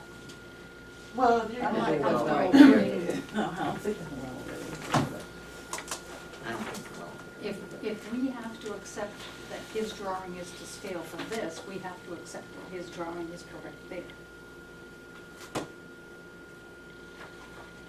yeah, I mean, clearly there's some drawings that we're lacking. Some issues. I believe that just down the street from this board approved someone to sell cars in the front yard on the grass. Yes, we did. Yep, we did. Yes, we have to be consistent in that. Last thing.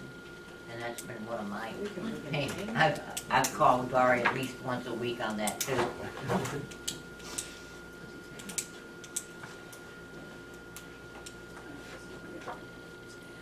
But I'm still back to the 8 spaces don't fit anyway.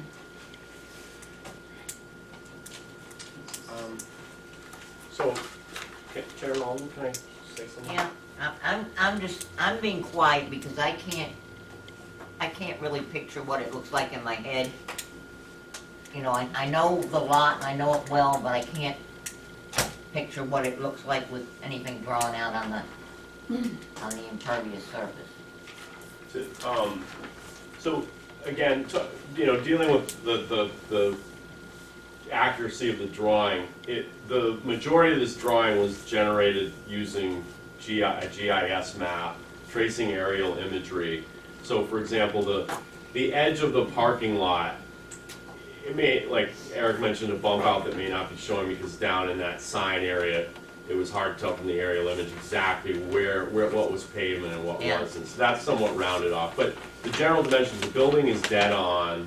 The property line is again from GIS. The roads are traced. So what we have is some spaces that you can see they're not exact. Like 6 is obviously narrower than 5, for example. But I think we have the skeleton we need, where the applicant has agreed to negotiate moving some spaces or work with moving some spaces tonight. I don't feel that the drawing needs to be scrapped and started over.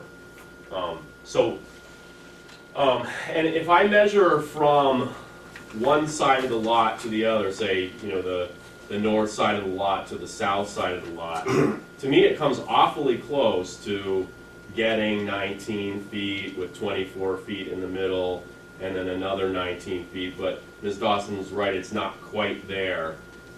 So I wonder if in the interest of sort of entering the discussion that the applicant has indicated willingness to go forward with, what about angling the spots along the bottom side, the spots that are now marked as 13 through 19, actually angling them so they're pointed toward the exit.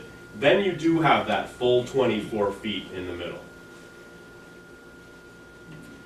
The other, I guess, since I'm on a roll here, the spots 19 through 25, 7 through 12, they are awfully tight. It does seem to create an issue where it would be difficult to quickly see if there were any fluids dripping or anything like that. Perhaps lessening that number of cars.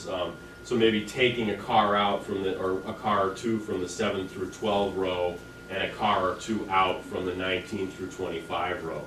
To me, if the applicant's willing to do those things and those things work for the board, that seems to satisfy most concerns. I like the idea of the angling, and I don't think you'd have a problem with that, would you? I do not.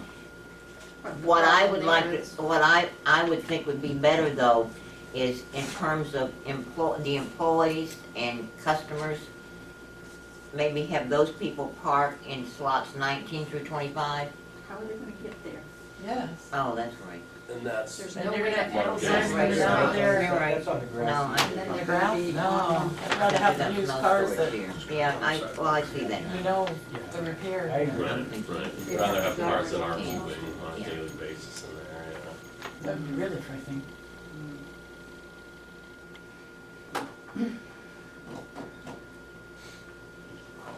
Chairman Holden, I do have a view that kind of shows some of the spaces, if you'd like to refresh your memory. Yeah. I can pass this down to you, but I see that there's approximately 1, 2, 3, 4, 5 spaces On that side. on the and 4 three on side, the and I would imagine that the other side would be equal to that. It is not. In the interest of time, though, I mean, if what I just proposed works, why spend time looking at an old aerial image? Yeah. Why not move forward and either object to what I said or go with it?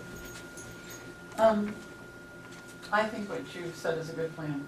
I think we should be angled on both sides, and as long as they're in compliance with the ordinance, 9 by 19, 24 feet between. But I'd also like to see them, not up against the building. I'd like to see that parking begin so many feet from the building. We don't have anything that shows that, but I don't know how many feet that would be. There's plenty of room, there's plenty of room to push the cars out Yes, further from the building. yes. Yeah, we can do that.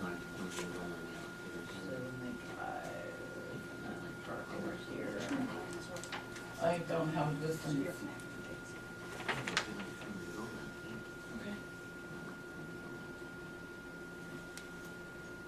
5 feet?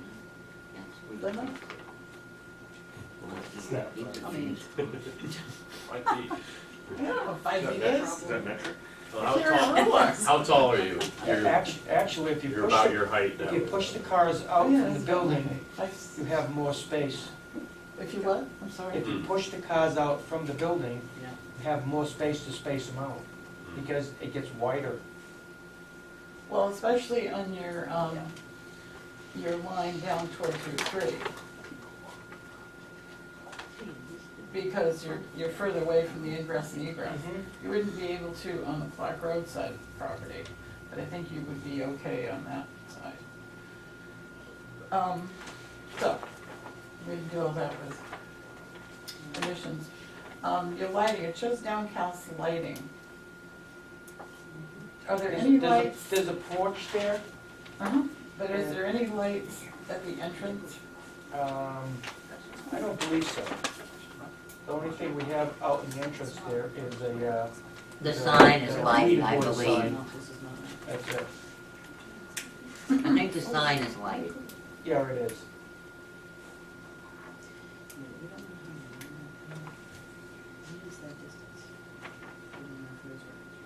It's not a big lot, but I don't know how much it's lit up at night. Is the downcast lighting on the front of that building enough to light up the area? If you're gonna be having cars, especially in the back, 19 to 25, are you gonna light up that area? Are you gonna have a walkway going down through there for people to walk on? Archie, you gonna be open at night? I was just gonna say, what are We your close at hours 6 of o'clock. operation? Our hours are 10 to 6. So you'll be open after dark? We're open 10 to 6 Yeah. on Monday through Fridays, and 10 to 5 on Saturdays, Okay, so that'll be after and dark. 11 to 3 on Sundays. So we'll need some sort of downcast lighting on that side of the building. And there should be some sort of pedestrian walkway. Do you know if there is any lighting on the side of the building? I don't, I don't believe so. I don't think there is either. No, I don't believe there's any lighting here. I know there's lighting, there's an overhang on the porch, and that's downcast lighting. Yeah.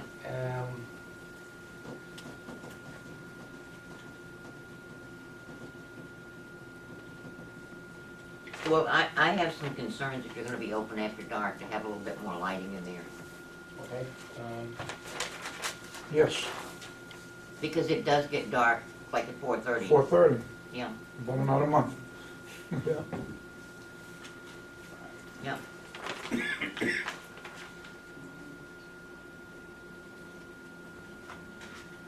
I'm also aware of the fact that when people go to look at cars, and I've seen it over and over again, I've done it myself, they're not gonna park where the customers park. They'll park every which way but Sunday. We know They'll that. park right in the middle of the lot and get Yeah. out of their car and go over and look. I mean, I've done it. I do it now. So, you know, that's gonna be tight, I think, in there. But again, I'm just looking at that, and it's hard to tell. But I do think it's gonna be hard to get 25 cars in here.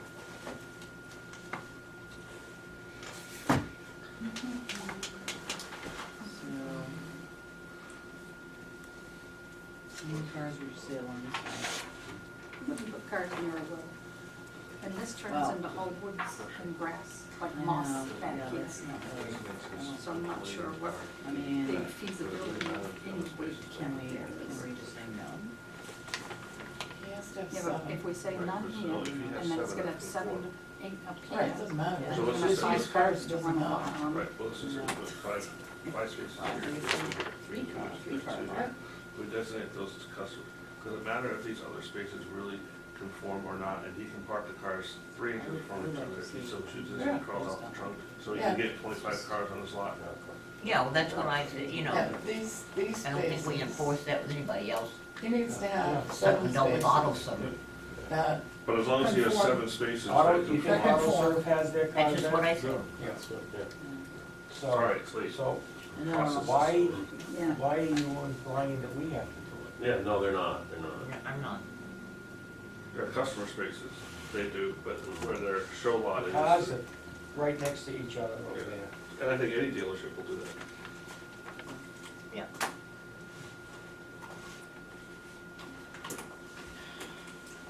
I do have a, someone who's opposing this. A person who lives on Clark Road, just for what it's worth, registering that complaint. Do you know why he's complaining? Yeah, I got a call from a gentleman, he said he wasn't sure if he'd be able to make it. What's the name, Lloyd Riley called, he said he didn't feel the aesthetics would be, he felt like it would be an aesthetic impairment. Obviously it's permitted, and just, he didn't seem to do that. Was his comment was that he was concerned about the aesthetics. See the bar?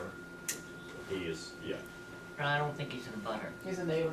He's a neighbor. He's a butter by I definition. suspect, So he's in a butter. Yeah, he's across from Clark Road, living in the Jensens. I was just gonna say, I think it's a Jensen's person.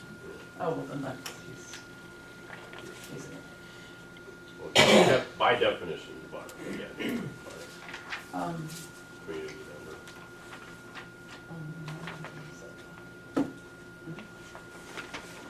Well, we have to make a Yeah, decision yeah, as to whether we're let's going do to this. or we're not going to permit.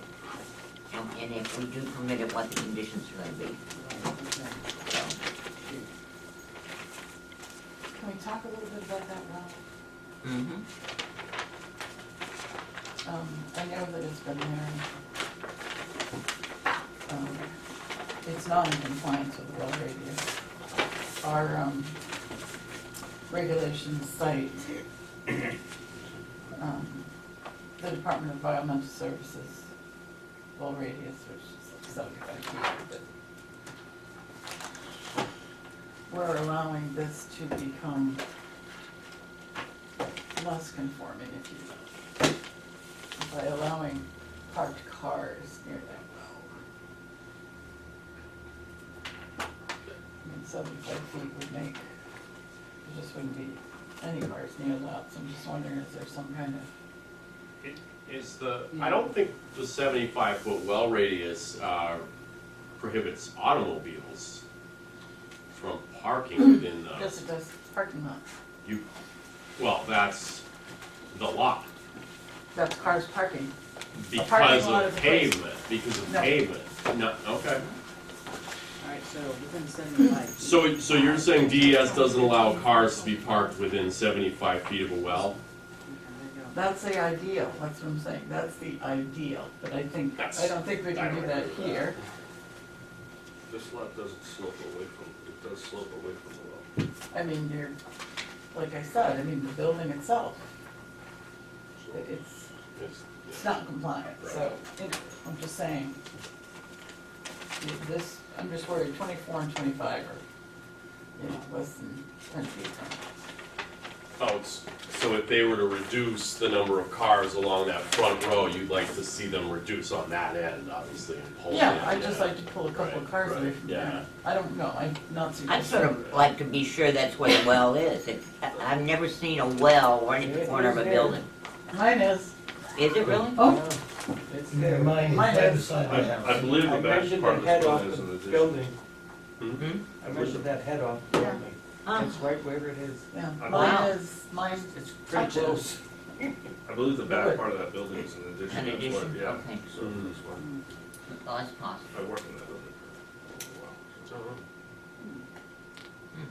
So yeah, if we could just, eliminate a couple of cars near it, that would be a good thing. And I think angling the cars is a very good idea. And I think there needs to be more lighting. Fine. Put them in the conditions. Hmm? Put them in the conditions. I know, but it's gotta be downcast lighting. Yeah. What else? So, Hmm? or maybe someone should make a motion and start.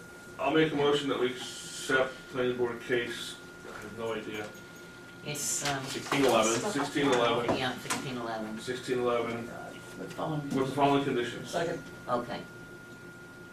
All in favor? Wait. We gotta do the Conditions. conditions. I know, I'm just being slow. Cars All right, parked additional lighting on the Main Street side of the building. on, Cars will be parked.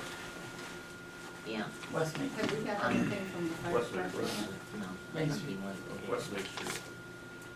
On West Main Street, So cars will be displayed. okay. In display area. I think we should angle both sides of cars in the paved area. They have to be in Parking compliance with. Parking the space- rules anyway. Parking No. spaces in the paved area shall be angled. No, thank you. Yeah, I mean, yeah, it'll. yeah, we Yeah, got how are that. we getting to 1920? You've got that, right? Yeah. Access there. Well, I guess they, yeah. I mean, well, they're gonna have to worry about that. They're gonna bring them in and park them I there. mean, I guess they're just gonna. And if somebody buys one, Vacant space. Make sure the lighting is downcast, okay? Okay. I don't I know, know. I'm saying. Can we have one conversation? I heard mouthing about something, but I'm not sure what. We were So, just talking about the parking 19 okay, along that side and how they're gonna ingress and egress them. And my comment was, that's their problem. yeah. Not being rude, but we don't have to worry about it. And have you contacted the fire department? excuse me. Have you had the fire department come to make sure there's enough? Sure.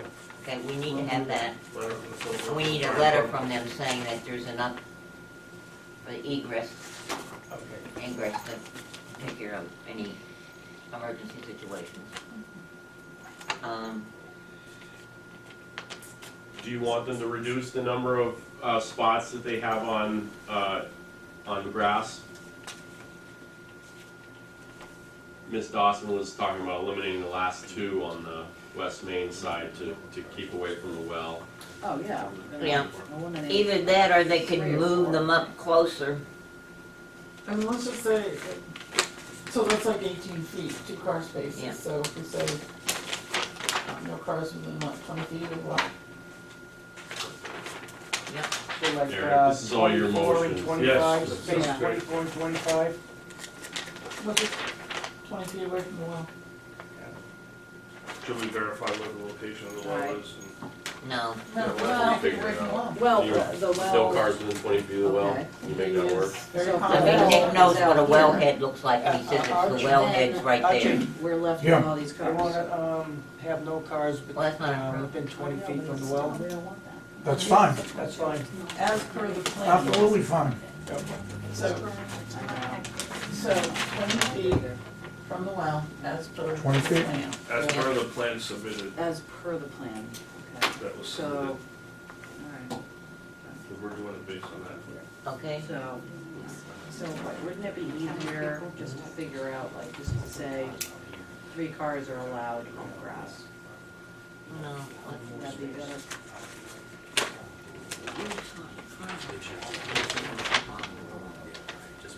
Master plan here. You want to say indicate the number of spaces for customers and other spaces built before. So, are you saying all spaces designated for customers and employees shall measure, Yeah. shall comply They with must the comply zoning with the ordinance? ordinance. Yeah, all right. Spaces for display, That, just, yeah.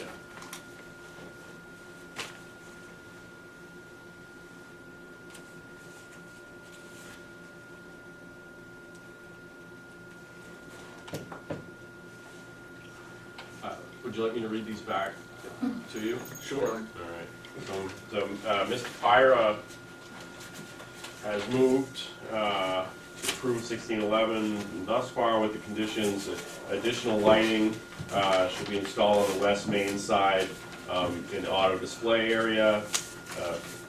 Parking in front of the building in the current parking lot will be angled on both sides toward the exit.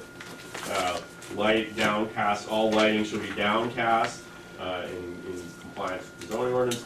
Letter of approval should be obtained from the Tilton Northfield Fire and EMS. No cars shall be placed within 20 feet of the well as depicted on the plan. All spaces for customers and employees shall comply with the zoning ordinance. That's what you got so far. I'd like to add one more. The number of cars is not to exceed 25, which includes customer and employee parking. This is your motion, Yeah. so, okay. No, that's fine, I just wanna make sure you're, Yeah, or do we want to reword it that, Club for the hours. because it's, should we say not more than 18 cars for sale because there's 7 spaces? Well, I just think as long as we say 25 and Okay. 8 of those have to be, and that has to include the number for employees. That says the same thing, without being, 25 total cars on property. without micromanaging, you know what I'm saying? Yep. That's what I was trying to ask her. Catherine, is Clark Road ours? Yeah, no, States. Class 2 State aid road. So does it require a driveway permit from? They will have to update Yeah, the updated, driveway updated permit. driveway permit? Need Updated- Updated driveway. Updated okay, driveway. yeah, right, oh, good one.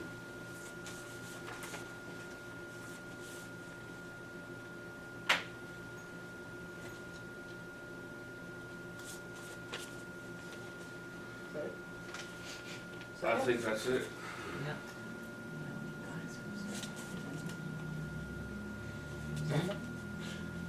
Or a second. after Second, Harvey, after a second, okay. All in favor? Yes, Yes. Yes. Opposed? Yes. So we have 4. Thank you very much. Yep. Thank you.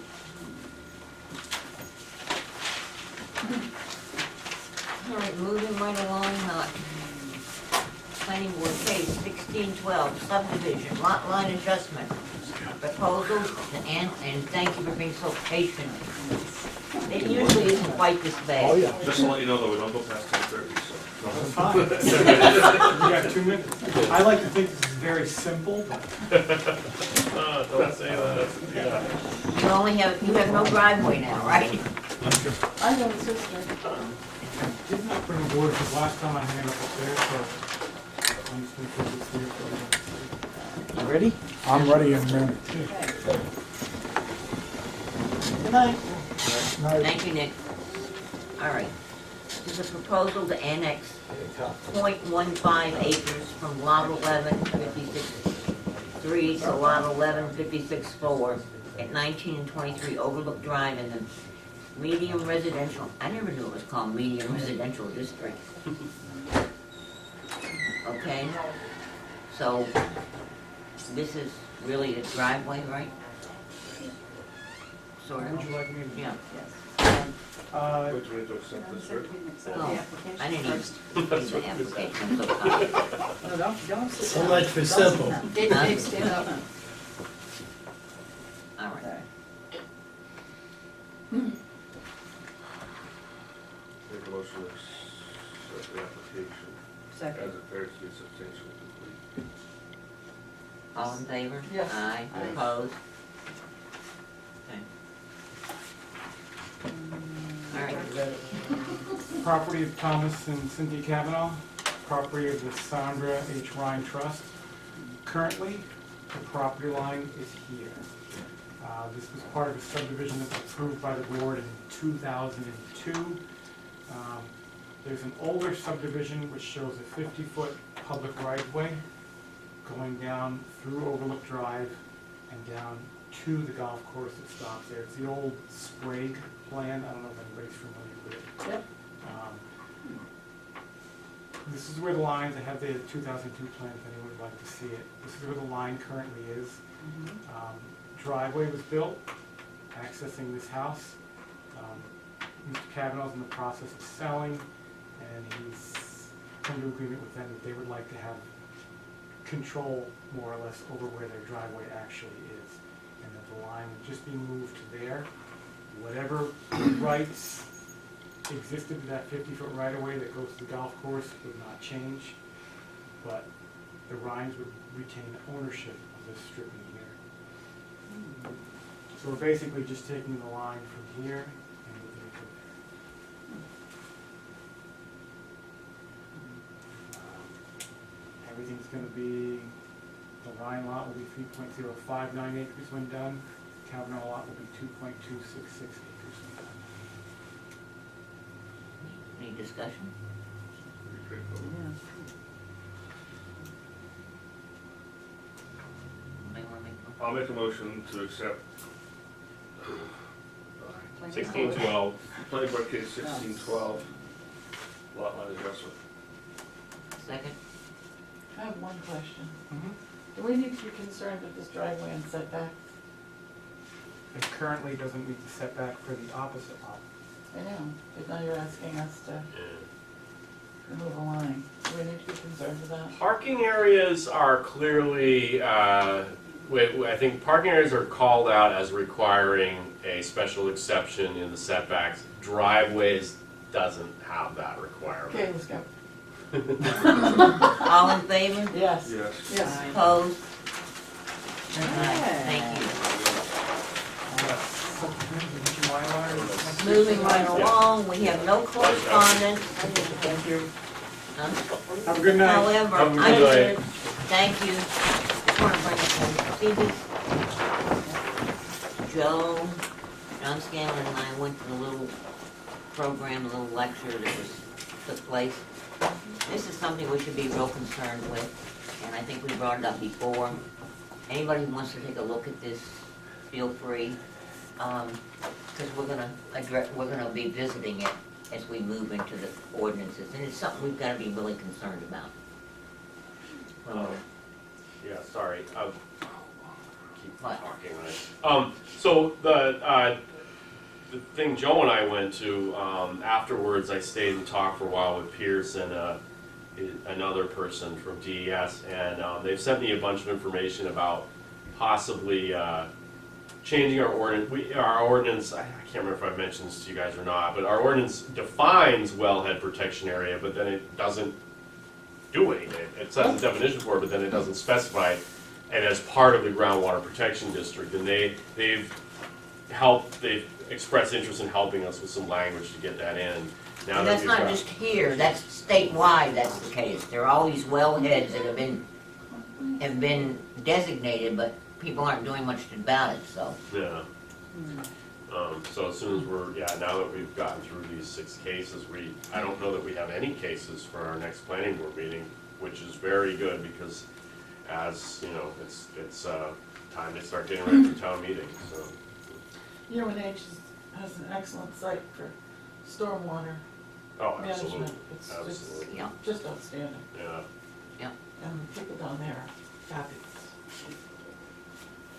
Some are very fun to talk to. Right. Yeah. I almost said something else. We need. All right, I'll entertain a motion to do what we want to do. Adjourn? I'm sorry, Jim. Is there any other business to come before you? I have a statement to make, sort of, especially since you brought up the water. I don't know if how our ordinance allows the sale of cars on pervious surfaces. Thank you. You go around and look at these car lots, and it stains all over the asphalt. And that's just counterintuitive to allow cars to be parked on the grass for sale. Used cars, which are prone to leakage and brake lines and everything else. So just for the records, I think it sucks. It's a piss poor thing, and I'm not sure that we can do anything about it anymore. Well, we can. We just approved it tonight. They approved it down the street prior to that. And now that the cat's out of the bag, how do we stuff it back in? Well, our master plan calls that if it's not right for the area, we can say no too.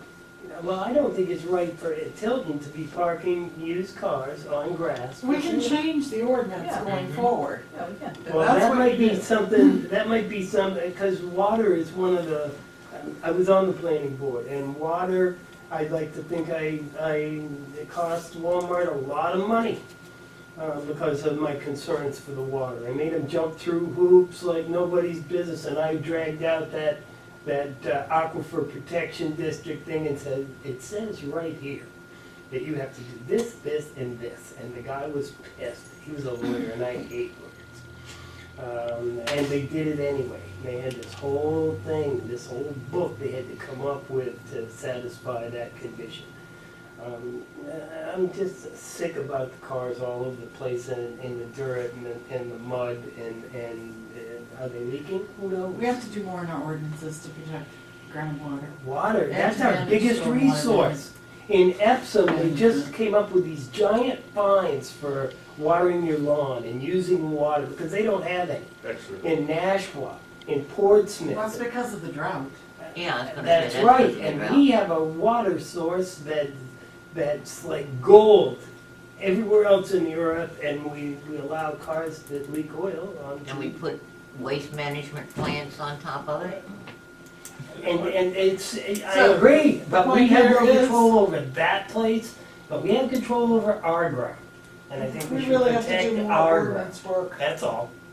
more ordinance work. Yeah, we definitely, I think, Just that there is a trade-off in that, many communities are encouraging pervious parking areas, pervious overflow parking areas in particular, because they've realized a car dripping fluids is actually a rarity. It's not, I think, there seems to be a perception that. You and I are going for a ride, buddy.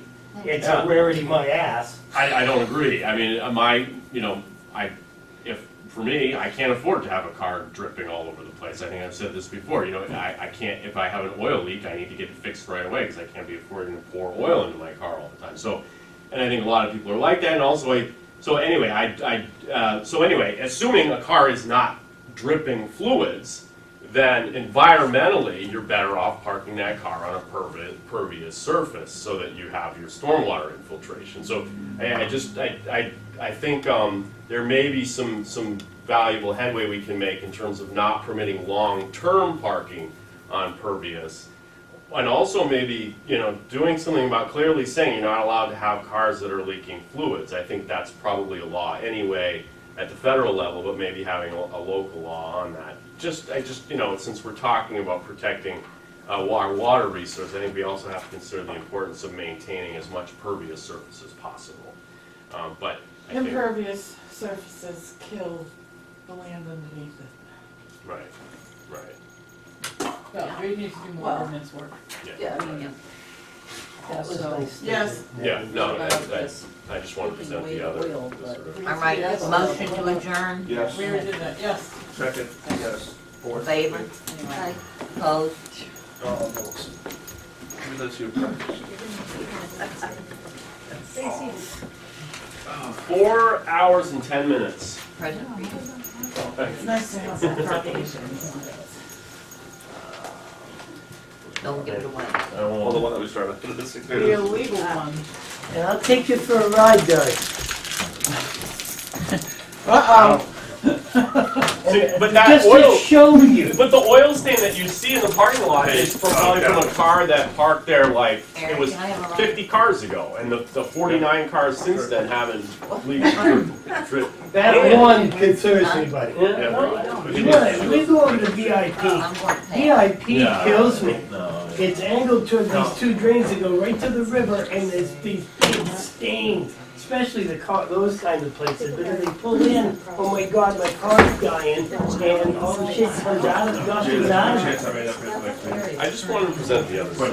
I don't just. There is another side, I agree that, Yeah. and I want to err on the side of the water.